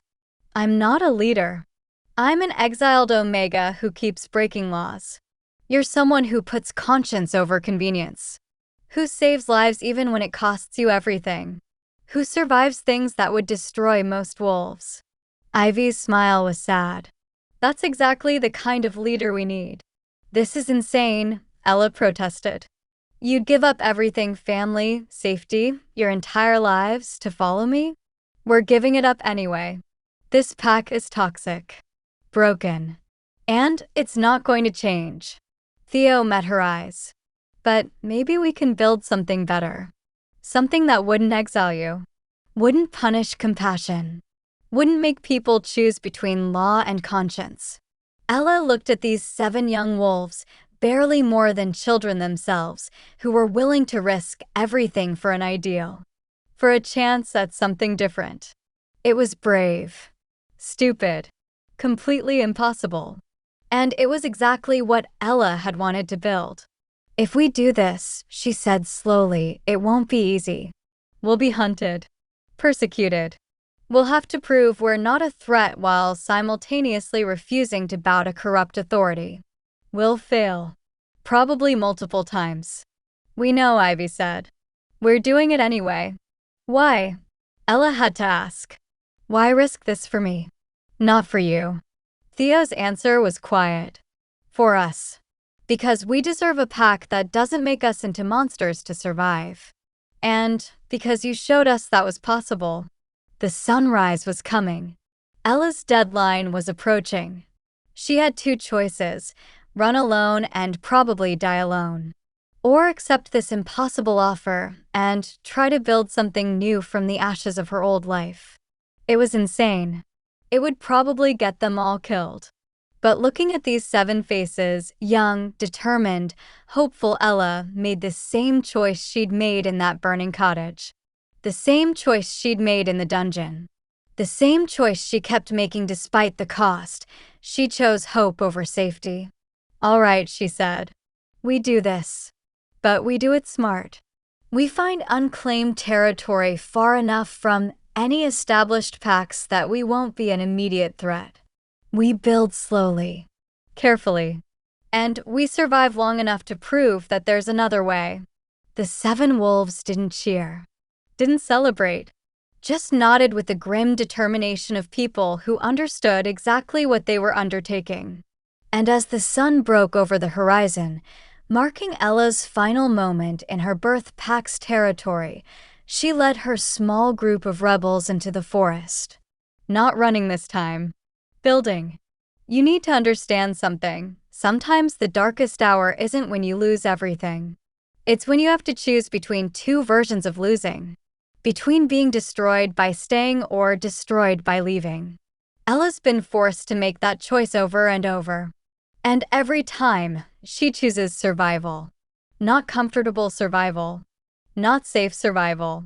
Just the stubborn, defiant act of continuing to exist despite a world that keeps trying to erase her. Are you rooting for her? Are you angry for her? Are you desperately hoping she and Aiden find a way back to each other? Drop a comment. Tell me if you think she made the right choice. Tell me if you think Aiden can actually win that vote. Tell me if you believe love can survive when the whole world is determined to kill it. Because we're in the deepest part of the darkness now. But I promise, dawn is coming. Stay with me. Back in the capital, as Ella disappeared into the forest with her rebels, Aiden stood before the assembled pack. Every wolf, every member, mandatory attendance. And he spoke the words that would either save everything or end it all. "I'm calling for a vote of no confidence in the current council. And if you stand with me, if you believe our laws need to change, that compassion should matter as much as order, that we can be better than our worst traditions, then I'm asking you to choose reformation over fear." The crowd murmured, shifted. Some looked uncertain, others determined. Marcus stood at the front, his expression confident. He thought he'd won. Thought the pack would side with tradition over change. All in favor of maintaining the current council, Aiden called out, "Move to the left." Wolves shifted. Marcus smiled. All in favor of dissolution and reformation, Aiden continued, "Move to the right." More wolves moved. The crowd divided. And when the counting was done, when every wolf had chosen a side, the results were devastating. It was split. Exactly split. Down to the single vote. A tie. Which meant nothing changed. The council remained. Ella stayed exiled. And Aiden had lost his only chance to save her. The silence following the count was suffocating. Aiden stood on the platform, staring at the perfectly divided pack, and felt the last piece of hope crumble to dust. A tie meant the status quo held. Marcus and his council remained in power. The exile stood. And Ella was gone. Marcus's smile was triumphant. "The pack has spoken, Your Majesty. Perhaps now you'll accept that your personal feelings cannot override the will of wait."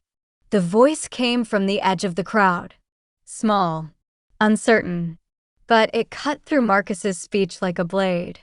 A young wolf pushed through the assembled pack, a girl barely old enough to have voting rights. Her name was Haley. Ella had tutored her 3 years ago. She was shaking, terrified, but she kept walking until she stood in the center of the divided crowd. I didn't vote, she said, her voice trembling. I couldn't decide. Both sides seemed right. But she swallowed hard. I need to say something first. Marcus's expression darkened. The vote is concluded. Your abstention has been counted.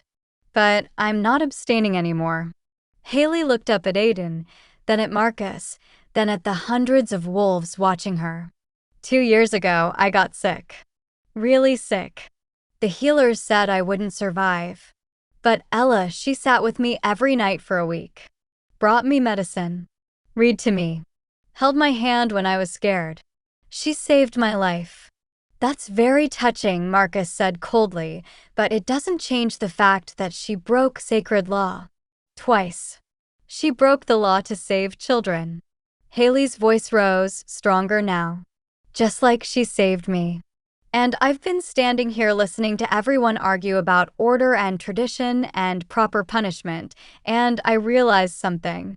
She turned to address the crowd directly. We're so focused on the law being followed that we've forgotten why the law exists in the first place. It's supposed to protect us, keep us safe. But when the law punishes someone for saving a life, when it makes compassion into a crime, then the law is broken. Not the person who broke it.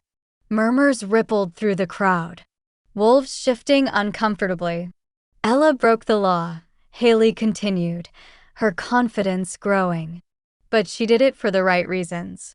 And if we exile her for that, if we make it clear that following your conscience means punishment, then what are we telling the next generation? That survival matters more than morality? That safety matters more than doing what's right? We're telling them that law matters more than chaos, Marcus interjected. That order protects everyone, even when individual decisions seem harsh. No, another voice joined Haley's, an older wolf this time, a male named Nathan who'd lost his son to the blood plague that Ella had helped contain. We're telling them that we're afraid. Afraid of change. Afraid of anything that challenges how we've always done things. Afraid of a wolf who's different, who's powerful, who makes us question our comfortable assumptions. This is not a debate, Marcus snapped. The vote is I change my vote, Nathan said firmly. I was on the left. I'm moving to the right. I vote for reformation. And I'm voting too, Haley added. For reformation. For change. For building something better. Marcus's face went red. Your vote was already cast by absence. You can't. Actually, Liam stepped forward, holding an ancient text. According to the laws of sacred gathering, any wolf who abstained can cast their vote up until the final declaration is sealed. Which it hasn't been. Your Majesty, he looked at Aiden. You need to ask for final confirmations before the count is official. Aiden's heart was hammering. He'd thought this was over. Thought he'd lost. But now final confirmation, he called out, his voice ringing across the gathering. All wolves, confirm your vote. Those who wish to change their position may do so now. For a moment, nothing happened. Then a trickle became a flood. Wolves started moving. Not many, just a handful. But each one was someone who'd been standing with Marcus, someone who'd chosen tradition and safety, now crossing to stand with reformation. A mother whose child Ella had taught to read. A warrior who Ella had healed after a training injury. A elder who'd watched the conspiracy trials and realized how deeply corruption had rotted the council. One by one, they moved. And when the count was done again, the numbers had shifted. Reformation won. By 7 votes. 7 voices that had found the courage to choose change over fear. The crowd erupted. Cheers from the right side. Shock and anger from the left. Marcus stood frozen, his face ashen with disbelief. The vote is cast, Aiden declared, his voice cutting through the chaos. The council is dissolved effective immediately.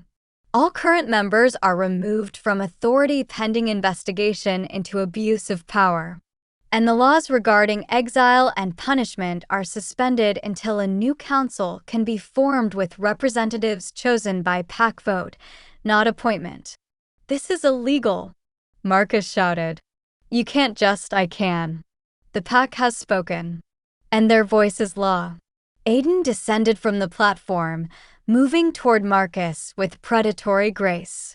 You wanted to prove I was compromised by personal feeling? You were right. I am. I'm compromised by love for a woman who's better than this entire corrupt system. I'm compromised by the belief that compassion should matter. That saving lives shouldn't be a crime.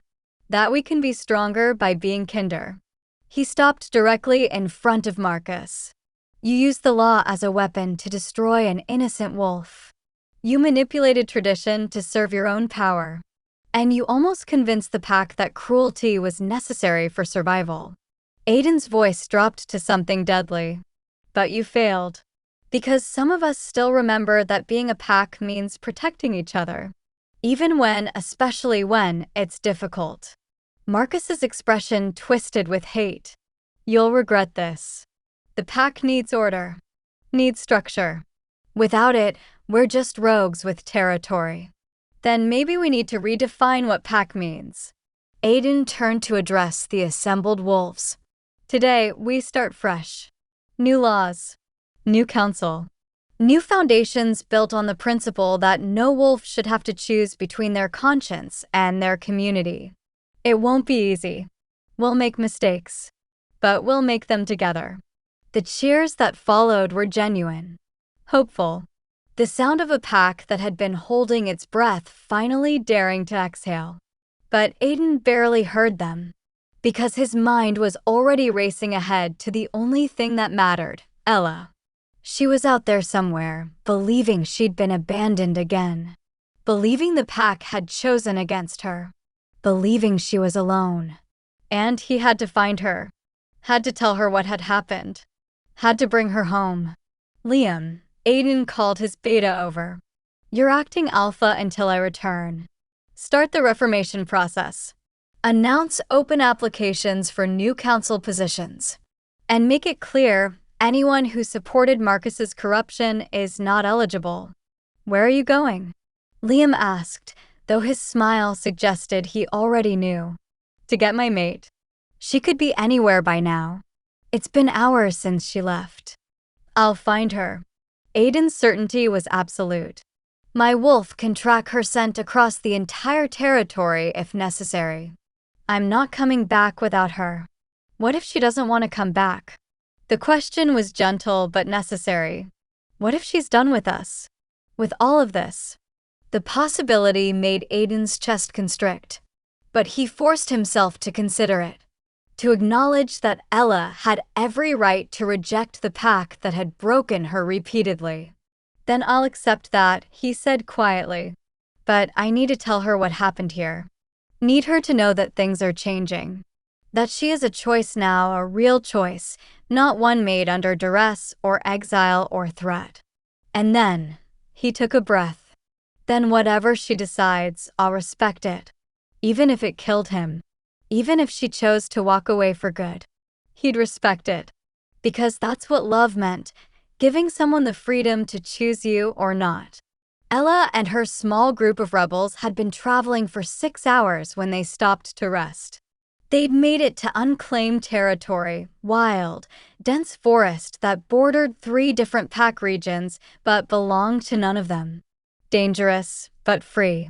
Exactly what they needed. We should set up a temporary camp here, Ivy suggested, looking exhausted. Figure out our next move. Ella nodded, but her mind was elsewhere. On the pack she'd left behind. On Aiden standing in that study, watching her walk away again. On the impossible choice they'd both been forced to make. She wondered if he'd already moved on. Already started focusing on being the king they needed him to be. Already begun the process of forgetting her. The thought hurt more than it should. Ella. Theo touched her arm gently. You okay? Fine, she lied. Just tired. You're thinking about him. There was no point denying it. I'm thinking about a lot of things. Do you regret leaving? I regret that leaving was necessary. Ella looked at the 7 young wolves who'd given up everything to follow her. But I don't regret choosing all of you. We're going to build something good here. Something that matters. What if he comes after you? Ivy asked. The Alpha King. What if he finds you? He won't. Ella's voice was certain. He made his choice. I made mine. It's over. But even as she said it, she felt the lie settle heavy in her chest. Because it wasn't over. Wouldn't be over. Some part of her would always be tangled up with Aiden, with the man who'd punished her and loved her and let her go because keeping her would have destroyed him. She was about to suggest they start gathering wood for a fire when her wolf suddenly went alert. Someone was coming. Fast. Moving through the forest with purpose and speed that suggested pursuit. Everyone shift, Ella commanded. Defensive formation. Now. The 7 wolves obeyed immediately, their forms blurring as they transformed. Ella shifted too, her white fur gleaming in the dappled sunlight, and positioned herself at the front of her small pack. Ready to defend. Ready to fight. Ready for whatever came next. The footsteps grew louder. Closer. Then a massive form burst through the trees, not a hunter. Not a threat. Aiden. In his wolf form, midnight fur and golden eyes, he skidded to a halt when he saw them. Saw her. For a heartbeat, they just stared at each other. Then he shifted back to human form, standing before her completely vulnerable, hands raised in a gesture of peace. Ella, he breathed. Thank God. I found you. Ella shifted too, though she kept her defensive stance. The 7 young wolves remained in formation behind her, growling low warnings. What are you doing here? Her voice was cold, controlled, hiding the chaos beneath. The vote, he was breathing hard, like he'd run the entire distance. The pack voted. For reformation. The council is dissolved. Marcus is removed. Everything's changing. The words didn't make sense. That's not possible. It was tied. Some wolves changed their votes. After the initial count, he laughed, the sound slightly hysterical. They stood up for you, Ella. For what you represent. For the idea that compassion should matter. And we won. Ella's knees felt weak. You won. We won. Aiden took a step closer. The exile is lifted. Officially. You're free to come home. To help rebuild.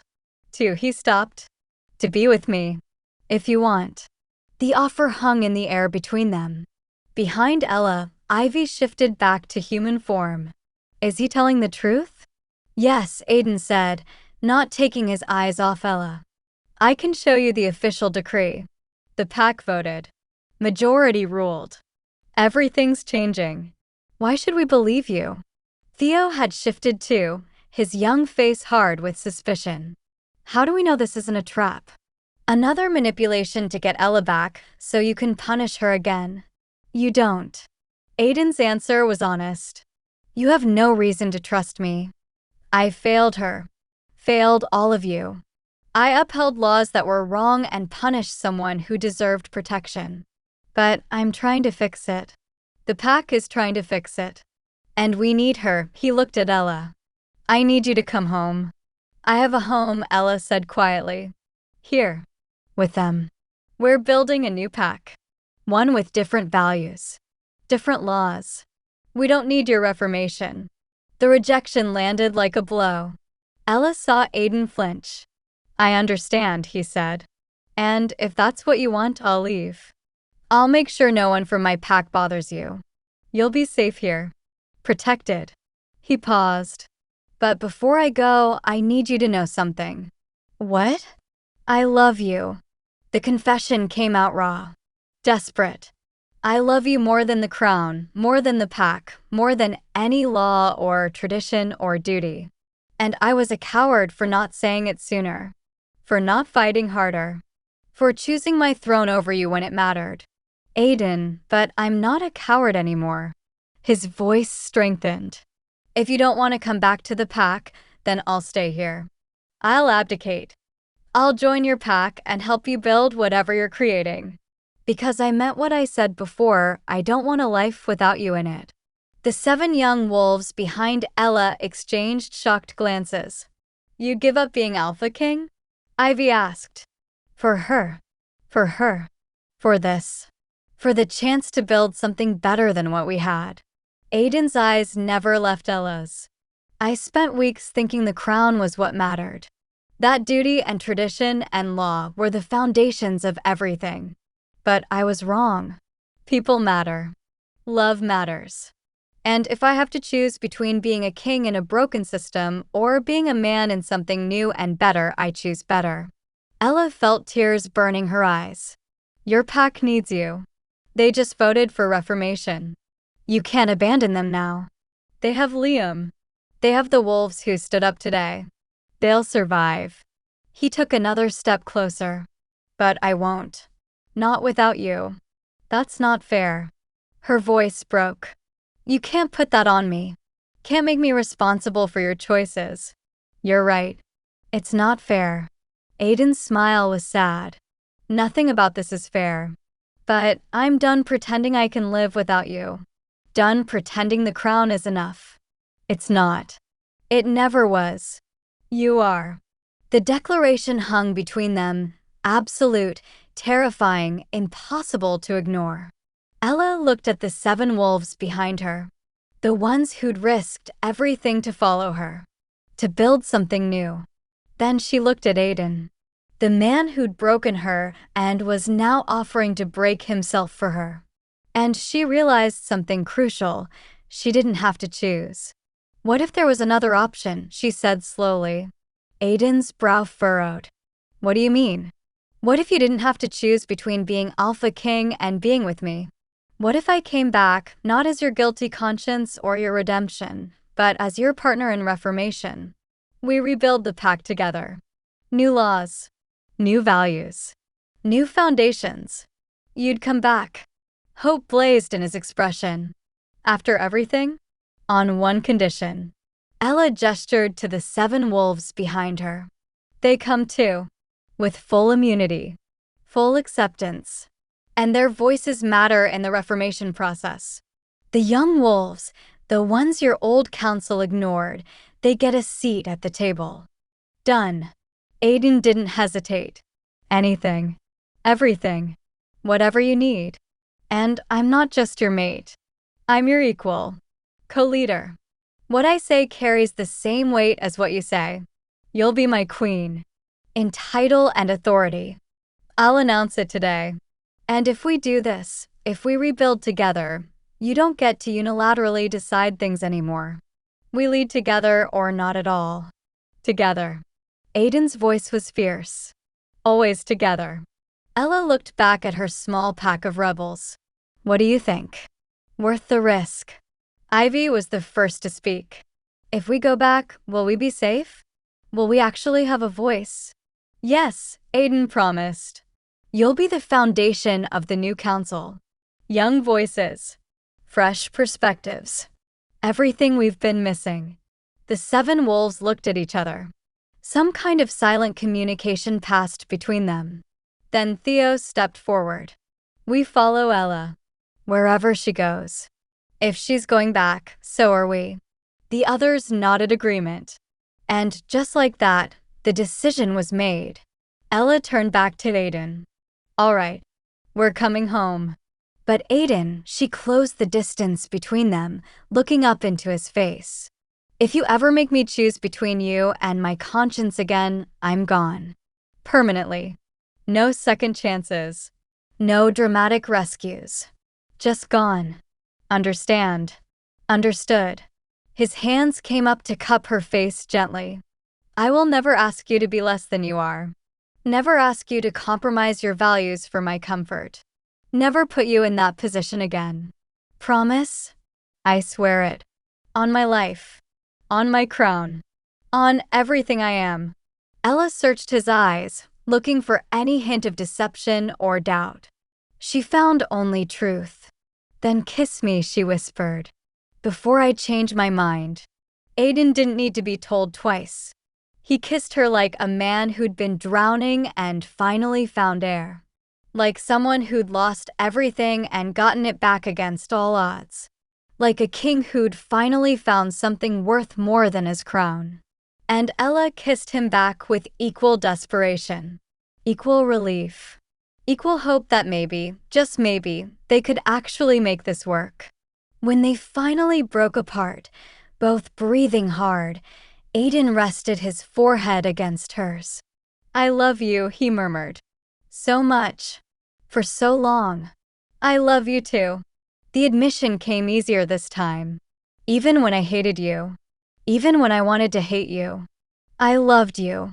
Never again. His arms wrapped around her, holding her like he'd never let go. I'll never give you reason to hate me again. You'll probably mess up occasionally. You're stubborn and occasionally oblivious, and you have a martyr complex. I know, but I'll try. Every day. To be worthy of you. You already are. Ella pulled back to look at him. Broken. Flawed. Imperfect. But worthy. Because you're trying. Because you're changing. Because you chose love over fear. Behind them, Ivy cleared her throat. This is very touching, but can we maybe head back before it gets dark? Some of us would like to see this new pack you're building. Aiden laughed, genuine, joyful. Let's go home. Home. The word resonated in Ella's chest. Not the home she'd left. Not the broken place that had exiled her. But the home they were going to build. Together. And for the first time in weeks, Ella felt something she'd thought she'd lost forever, hope. The return to the capital was nothing like Ella's exile. This time, she walked through the gates at Aiden's side, hand clasped in his, with 7 young rebels at her back and her head held high. This time, the wolves who gathered to watch didn't whisper in judgment, they stared in shock, confusion, and in some cases, dawning hope. News of the vote had spread fast. But seeing their alpha king return with the exiled wolf he declared his mate and future queen, that was something else entirely. Marcus stood at the manor entrance with the 3 other dissolved council members, their faces twisted with fury and disbelief. This is an outrage, Marcus spat as they approached. You cannot simply, I can. I did. The pack voted. Aiden's voice carried absolute authority. You're done, Marcus. All of you. Your authority is revoked. Your position's dissolved. And if you have a problem with that, you're welcome to challenge me directly. It was a formal challenge. An offer to settle this through combat, alpha to alpha, winner takes all. Marcus looked at Aiden's stance, his barely controlled power, the way his wolf pressed just beneath his skin ready to erupt, and wisely declined. This isn't over, Marcus said instead. The pack won't accept this. Won't accept her. Then they can leave. Aiden's response was cold. Anyone who can't accept that we're rebuilding into something better, something that values compassion as much as order, is welcome to find another pack. But they don't get to stay here and undermine what we're creating. Margaret, the elderly council member, spoke up. Her voice was quieter than Marcus's, but no less dangerous.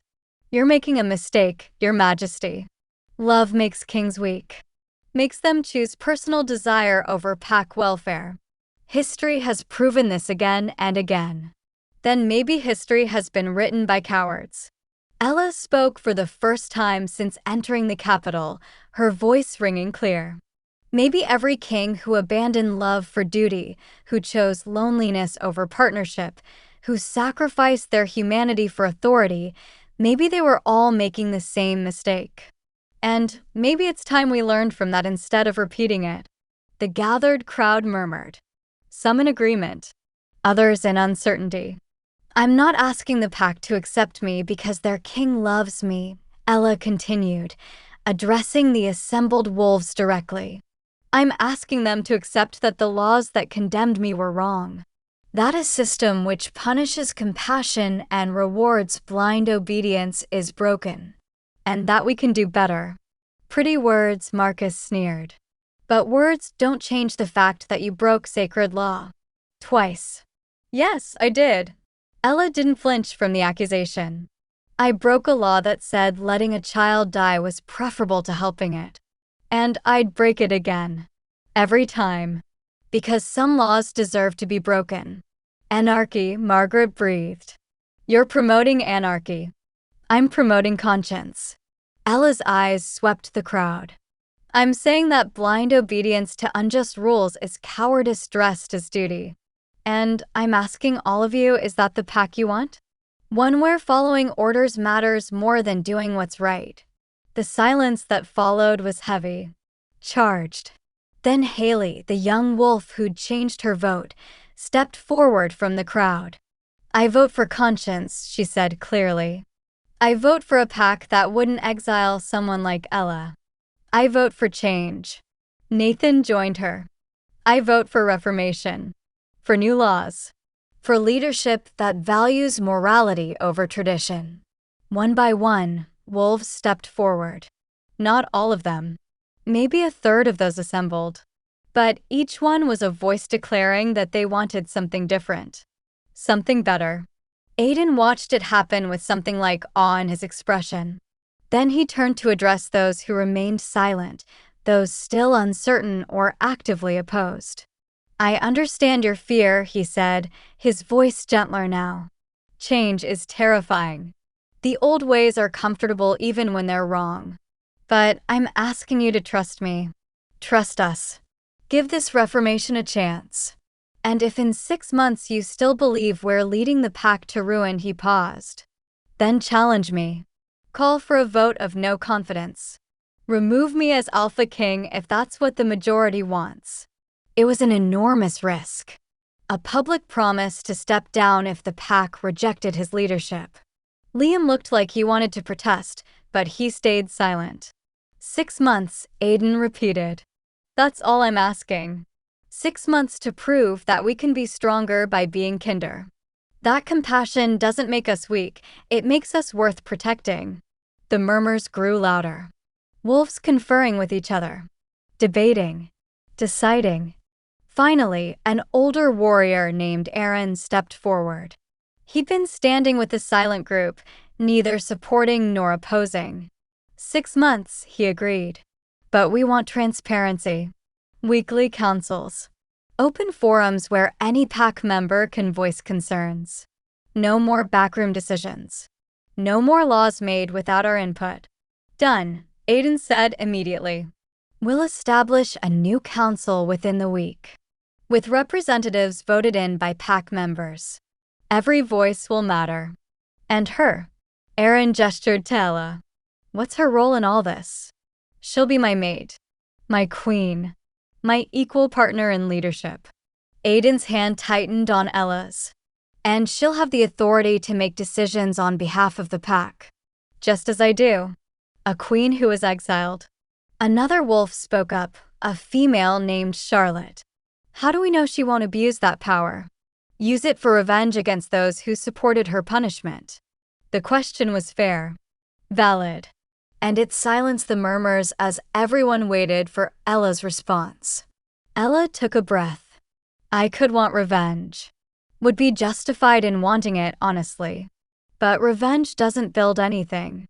It just perpetuates cycles of hurt. She looked directly at Charlotte. I'm not interested in punishing people who were manipulated by corrupt leadership. I'm interested in making sure that manipulation can never happen again. That no one else has to endure what I endured. How? Charlotte pressed. How do you ensure that?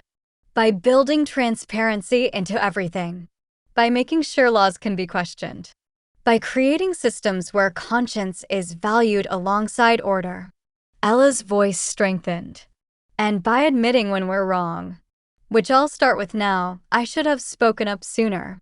Should have explained why I saved those pups instead of just accepting punishment silently. I thought I was protecting the pack by being the villain. But silence just enabled the corruption. The admission hung in the air, vulnerable, honest, unexpected. Charlotte's expression softened slightly. You really think we can change? After centuries of the same traditions? I think we have to try, Ella said simply. Because the alternative is watching more innocent wolves get destroyed by laws that value order over justice. And I won't stand by and let that happen. A long pause. Then Charlotte nodded once. 6 months. I'll give you 6 months. It wasn't enthusiastic support, but it was a chance. And chances were all they needed. The next week was chaos incarnate. Applications flooded in for the new council positions. Hundreds of wolves, young and old, previously powerful and completely unknown, all wanting a voice in the Reformation. Aiden and Ella reviewed them together, sitting side by side in the study that had witnessed so much pain. Now it became a planning room. A war room for fighting corruption instead of external enemies. What about him? Aiden pointed to an application from a middle-aged wolf named Lucas, who'd been a lower-level administrator under the old council. Ella scanned the application. He supported the investigation into the conspiracy, provided evidence that helped convict 2 of the corrupt members. And his proposal for reform includes protections for whistleblowers. She looked up. I say yes. We need people who proved they'd choose truth over comfort. Aiden marked Lucas as approved. You're better at this than I am. I'm more suspicious than you are, Ella corrected. You want to believe people are good. I've learned to verify first. Cynical. Realistic. But she smiled. We balance each other. You bring hope. I bring caution. We make a good team. We do. Ella leaned against him, exhaustion creeping in. They'd been working for 16 hours straight. But we need to sleep occasionally. 5 more applications. Then we rest. You said that an hour ago. This time I mean it. Ella laughed. The sound still felt new, still felt dangerous, like something that could be taken away. But Aiden's arm around her shoulders anchored her, reminded her that this was real, that they were building something that could last. They were on the 3rd application when Liam burst in without knocking. We have a problem, the beta said, his expression grim. Aiden straightened immediately. What kind of problem? Marcus is gone. He fled during the night, along with 6 other wolves who supported the old council. Let them go, Aiden said. Good riddance. It's not that simple. Liam set a letter on the desk. He left this. You should read it. Aiden picked up the letter. His expression darkened with every line. What does it say? Ella asked. He's going to the High Council. Aiden's voice was tight, requesting they intervene, claiming I've been compromised by mate-bond madness and am leading the pack to ruin. He wants them to remove me as Alpha King and install him as regent until stability can be restored. The High Council, the governing body that oversaw all wolf packs in the region. They rarely intervened in internal pack politics, but when they did, their authority was absolute. Can they do that? Ella's stomach dropped. Can they actually remove you? If they believe the pack is in danger because of incompetent leadership? Yes. Aiden set the letter down. They have the authority to remove any Alpha King they deem unfit and install temporary leadership until a suitable replacement is chosen. So Marcus is trying to use the very reformation we're building as evidence that you're unfit. Exactly. He'll argue that dissolving the council, pardoning you, changing the laws, all of it proves I'm making emotional decisions instead of rational ones. That I'm a king ruled by his heart instead of his head.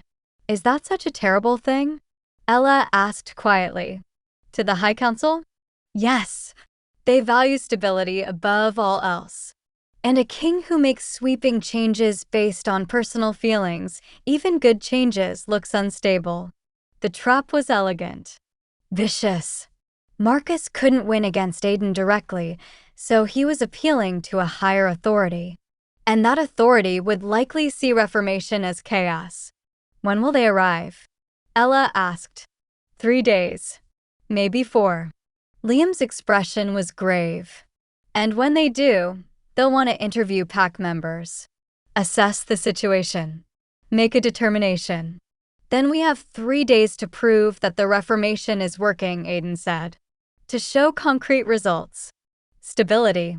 Evidence that the changes are making the pack stronger, not weaker. How? Ella demanded. 3 days isn't enough to overhaul centuries of tradition.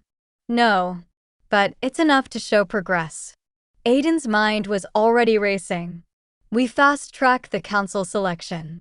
Announce the new members tomorrow. Hold the first open forum the next day. Show the High Council that we're building transparency and inclusion, not tearing down structure. And what about us? Ella gestured between them.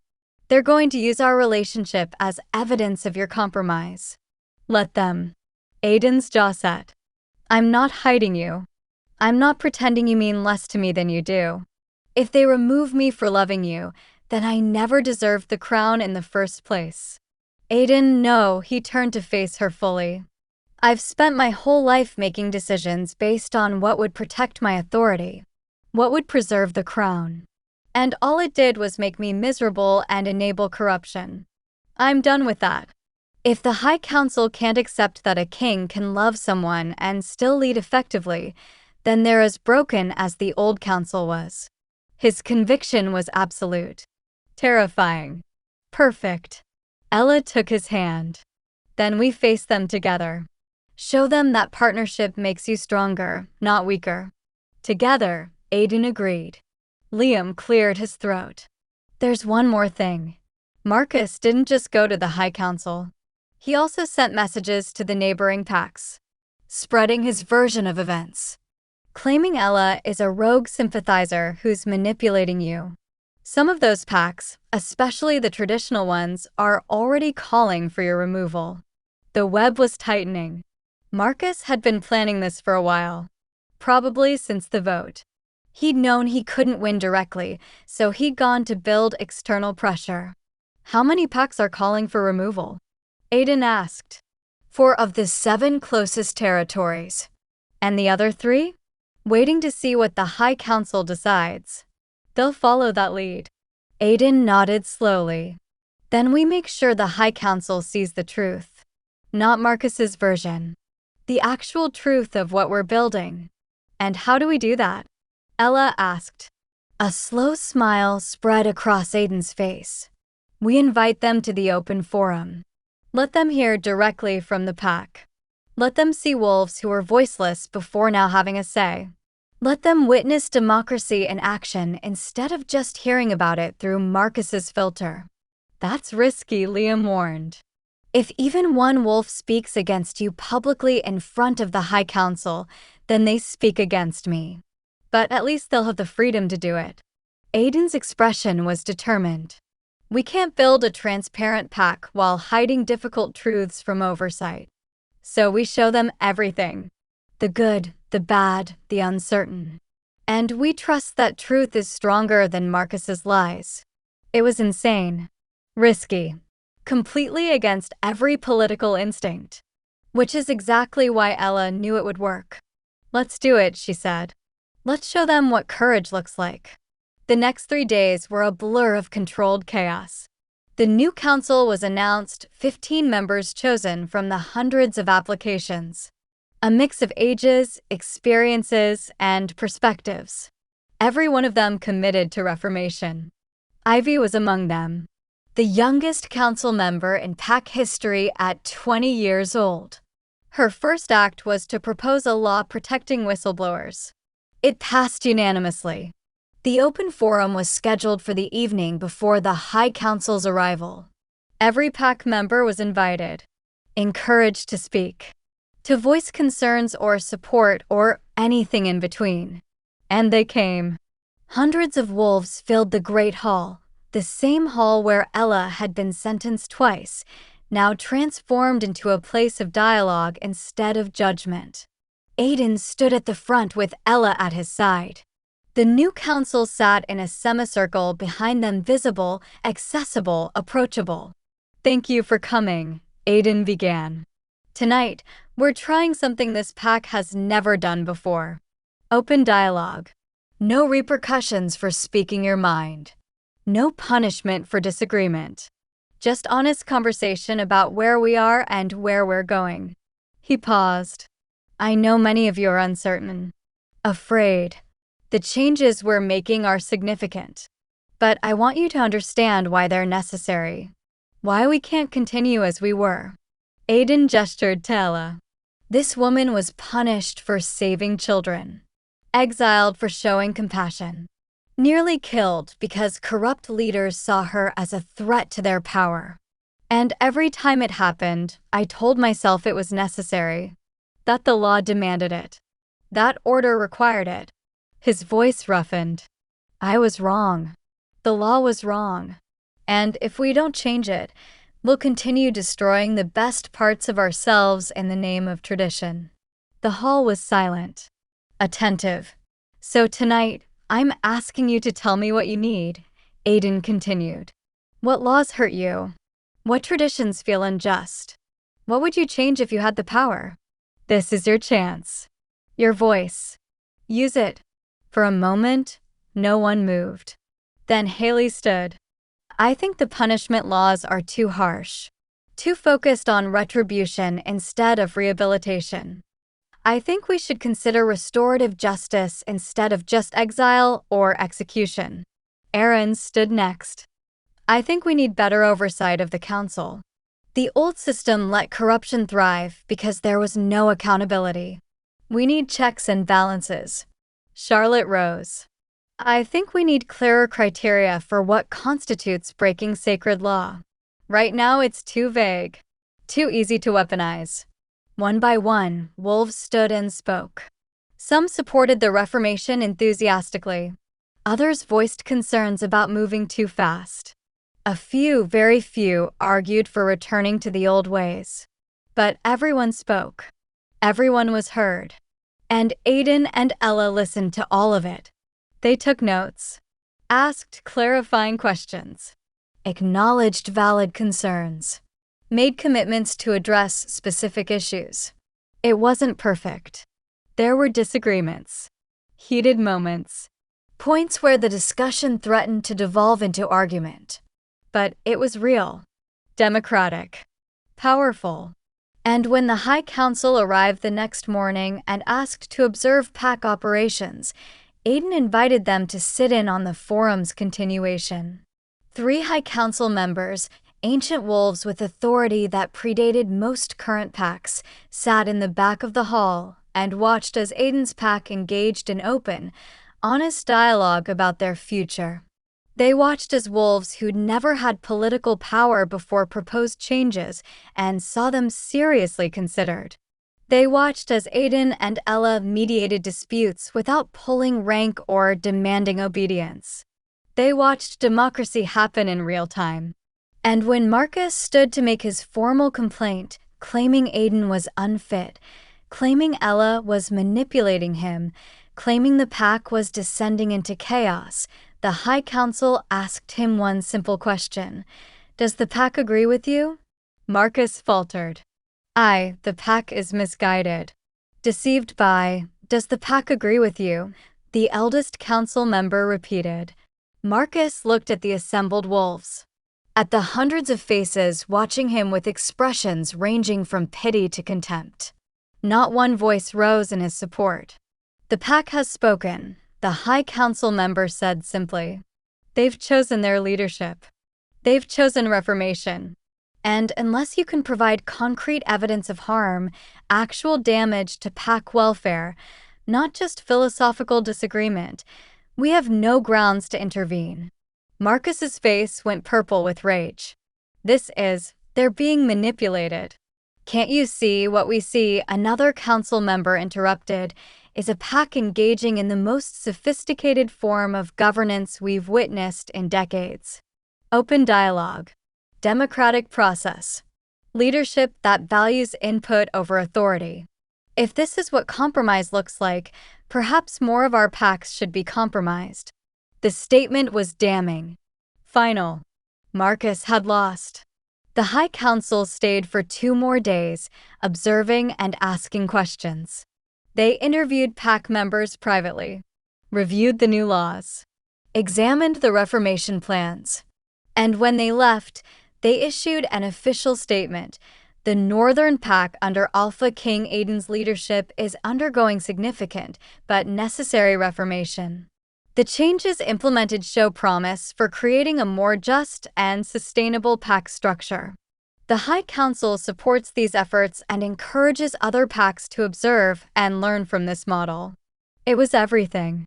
Validation, protection, a shield against future challenges.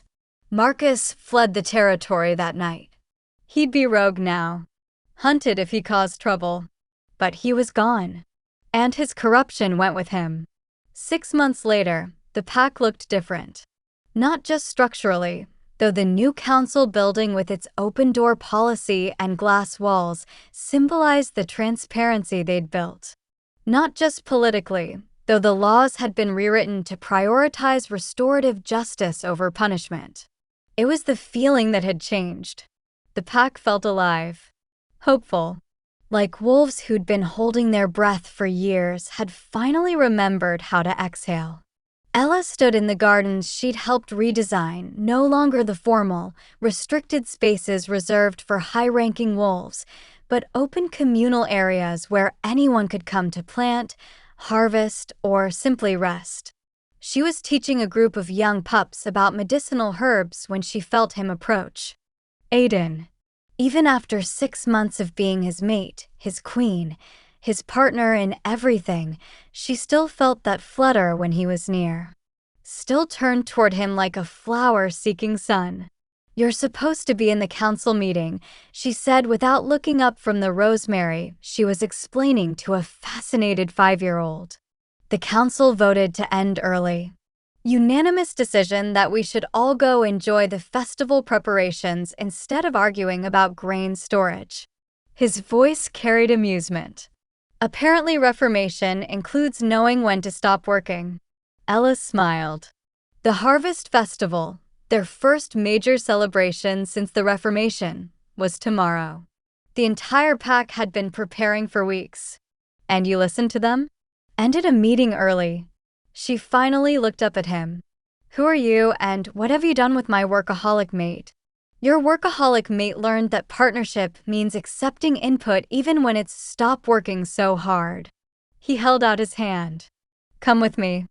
I want to show you something." Ella instructed the pups to practice identifying herbs and took Aiden's offered hand. He led her through the gardens, past the new community center where evening classes were held, beyond the training grounds where warriors now learned de-escalation techniques alongside combat skills. They walked to the edge of pack territory, to a hill that overlooked the entire capital. From here, Ella could see everything they'd built. The glass council building reflecting sunset light. The expanded healing house with its accessible entrance for disabled wolves. The school where education was now mandatory for all pups regardless of rank. The communal kitchens where meals were shared freely. But what caught her attention were the wolves themselves. Everywhere she looked, she saw pack members interacting with ease that would have been impossible 6 months ago. Omegas conversing with alphas as equals. Young wolves debating policy with elders who actually listened. Families mixing across old hierarchical lines that had kept them separated for generations. Beautiful, isn't it? Aiden's voice was soft. "It's more than I ever imagined we could create." Ella leaned against him. "Sometimes I still can't believe it's real." "It's real. And it's just the beginning." He turned to face her, taking both her hands in his. "The High Council contacted me this week. 3 other packs have requested guidance on implementing similar reforms. Our model is spreading." Pride bloomed in Ella's chest. "That's incredible." "It is. But it's also overwhelming. Those packs want us, you specifically, to visit. To consult. To help them navigate their own reformations. He paused. It would mean traveling. Being away from here for weeks at a time. Building something that extends beyond our territory. Ella understood what he was really asking. You want to know if I'm ready for that? If I want that? I want to know if we want that. Together. Because I won't go without you. Won't build this movement unless you're beside me every step. She looked out at the pack they'd created. At the wolves who'd learned to trust again, to hope again, to believe that change was possible. Then she looked at the man who'd chosen her over his crown, who'd risked everything to build something better, who loved her with an intensity that still sometimes took her breath away. Yes, she said simply. Let's spread this. Let's show every pack that there's another way. That compassion and strength aren't opposites. That love makes you braver, not weaker. Aiden's smile was radiant. I love you. I love you too.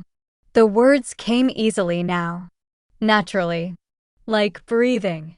Even when you're insufferably noble and making me travel to distant packs. Especially then. He pulled her closer. But first, there's something I need to ask you. You already asked me to be your queen. I already said yes. Not that. He reached into his pocket and pulled out a small carved box. This. Ella's breath caught. Inside the box was a ring, simple, elegant, made of silver and moonstone that glowed faintly in the fading light. We're already mated, Aiden said. Already bonded. Already partners in every way that matters to wolves. But I wanted to give you this. A human tradition.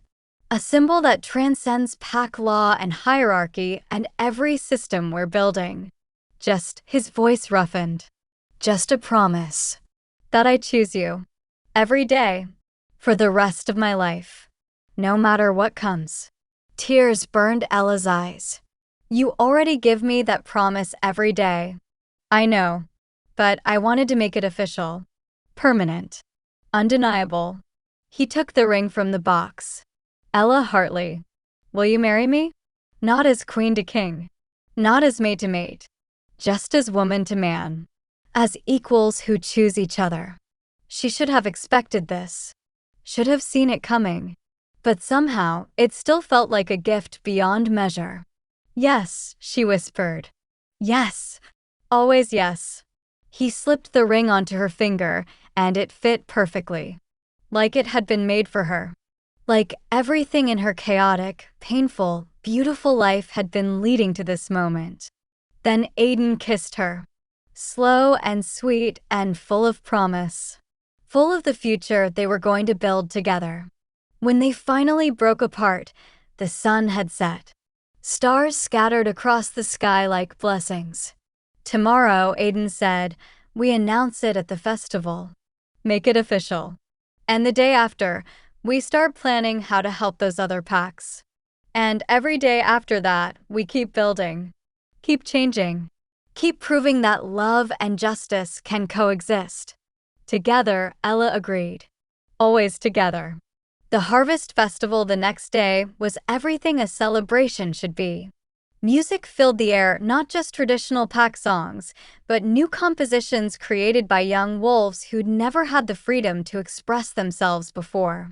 Food covered dozens of long tables, shared freely regardless of rank or status. Games and contests brought out competitive joy instead of hierarchical proving. And at the center of it all, Aiden and Ella stood hand in hand as he announced their engagement. The pack's response was immediate and overwhelming. Cheers erupted. Not polite, obligatory celebration, genuine happiness. Wolves who'd watched their journey from punishment to partnership, who'd witnessed the reformation built on their relationship, who'd learned that love could be a strength instead of a weakness. Haley led a group of young wolves in an impromptu song, something they'd apparently been composing in secret for weeks. It told the story of an exiled wolf and a conflicted king who chose each other and changed the world. It was embarrassingly sentimental and absolutely perfect. When the celebration finally wound down hours later, when wolves began drifting home with full bellies and light hearts, Ella found herself back in the gardens. Her gardens now. The ones she designed and planted and poured her heart into. Ivy joined her there, the young council member looking tired but happy. "You did it," Ivy said simply. "You changed everything." "We did it," Ella corrected. "You and Theo and all the young wolves who were brave enough to demand better. I was the catalyst maybe. But you're the one sustaining it. You taught us it was possible. That's everything." Ivy paused. "I heard about the other packs requesting help. Are you really going to leave?" "Not leave. Travel. There's a difference." Ella smiled. "And I'm taking some of you with me. The new council members. The wolves who understand what we built here. We're going to spread this reformation like wildfire." Some of the older wolves are scared of that. Scared of what happens when traditional packs see what we're doing. Let them be scared. Fear means they're paying attention. Ella looked at the young wolf who'd risked everything to follow her into exile. "You ready for the fight? Because expanding this movement, it's going to be harder than building it here was." "I'm ready." Ivy's expression was fierce. "We all are. You showed us what's possible. Now we're going to show everyone else." The determination in her voice reminded Ella of herself 6 months ago. Broken but undefeated. Wounded but still fighting. "Good," Ella said. "Because the world needs wolves like you. Like us. Ones who refuse to accept that cruelty is necessary for order." They stood together in the moonlit garden, two wolves who'd chosen conscience over comfort and looked toward a future that suddenly felt limitless. That night, Ella and Aiden lay in their shared chambers, the alpha's quarters that Ella had transformed from austere authority into warm partnership. "Are you happy?" Aiden asked, his fingers tracing lazy patterns on her arm. Ella considered the question. 6 months ago, happiness had seemed impossible. A fantasy for wolves whose lives hadn't been shattered by injustice. But now? "Yes," she said, and meant it completely. "I'm happy. Tired. Overwhelmed sometimes. Scared of what comes next. But happy. Good." He pulled her closer. "Because you deserve happiness. Deserve peace. Deserve everything good this world can offer. So do you. I have everything I need right here." His voice was soft. Certain. "You. The pack we're building. A future worth fighting for. What else is there? World domination through reformation?" Ella suggested. "Spreading our model to every pack until traditional hierarchy is just a bad memory? Now you're thinking big." He laughed. "I love it." They lay in comfortable silence for a while, listening to the sounds of the pack settling for the night. Pups being tucked into bed. Guards changing shifts with friendly banter instead of rigid formality. The low hum of a community at peace. "Aiden?" Ella broke the silence. Thank you." "For what?" "For being brave enough to change. For choosing me when it would have been easier to let me go. For building this even when it meant risking everything." She turned to face him. "For seeing me. All of me. And loving me anyway." His expression softened with emotion so deep it took her breath away. "Ella, you have nothing to thank me for. You saved me. From becoming the kind of king who valued authority over humanity. From a life of duty without purpose. From myself. We saved each other then. We did." He kissed her forehead. "And we're going to keep saving each other. Every day. Through every challenge. For the rest of our lives." It was a promise. A vow. A future written in choice instead of obligation. And Ella believed it. Believed in him. In them. In what they'd built and what they would continue to build. Believed that sometimes, rarely, miraculously, broken things could be remade into something even stronger than they'd been before. So here's what I need you to understand, beautiful souls still watching. This story isn't really about wolves or packs or magical hierarchies. It's about what happens when someone refuses to let the world break them. When they choose compassion even when it costs everything. When they demand better and won't accept anything less. It's about Ella, who survived punishment and exile and betrayal, who kept her conscience intact even when it would have been easier to let it die, who built something beautiful from the ashes of her pain. And it's about Aiden, who learned that being strong sometimes means being vulnerable, that love isn't weakness, that a crown means nothing if you have to sacrifice your humanity to keep it. But mostly, it's about the choice both of them made, to believe that change is possible. To fight for it even when the odds are impossible. To choose each other and, in doing so, choose a better future for everyone. Now I have a question for you. When have you chosen conscience over comfort? When have you stood up for what's right even though it was hard? When have you loved someone or something enough to risk everything? Because that's the real magic in this story. Not the wolves or the powers or the Reformation. It's the courage to keep trying, to keep believing, to keep choosing hope even when the world gives you every reason to choose despair. Drop a comment. Tell me your story. Tell me when you were brave. Tell me when you chose to be better than the systems trying to break you. And if this story touched something in you, if Ella and Aiden's journey made you feel seen or understood or less alone in your own struggles, then subscribe to Shayla's Romance Library. Because this is what we do here. We tell stories about the warriors who fight with compassion instead of cruelty. The lovers who choose each other against impossible odds. The rebels who burn down broken systems and build something beautiful from the ashes. We tell stories that hurt beautifully, that make you feel everything, that remind you why real love, messy and complicated and worth fighting for, matters more than anything. So hit that subscribe button. Join this pack of beautiful, broken, brave souls who believe stories can change us. Who believe love is worth the risk. Who believe we can all be a little more like Ella, choosing conscience over convenience, kindness over cruelty, hope over fear. Because the world needs more wolves like her. Like you. Like all of us who refuse to accept that cruelty is necessary for survival. Thank you for being here. For listening. For caring about two fictional wolves who represent something so much bigger than themselves. Thank you for believing that change is possible.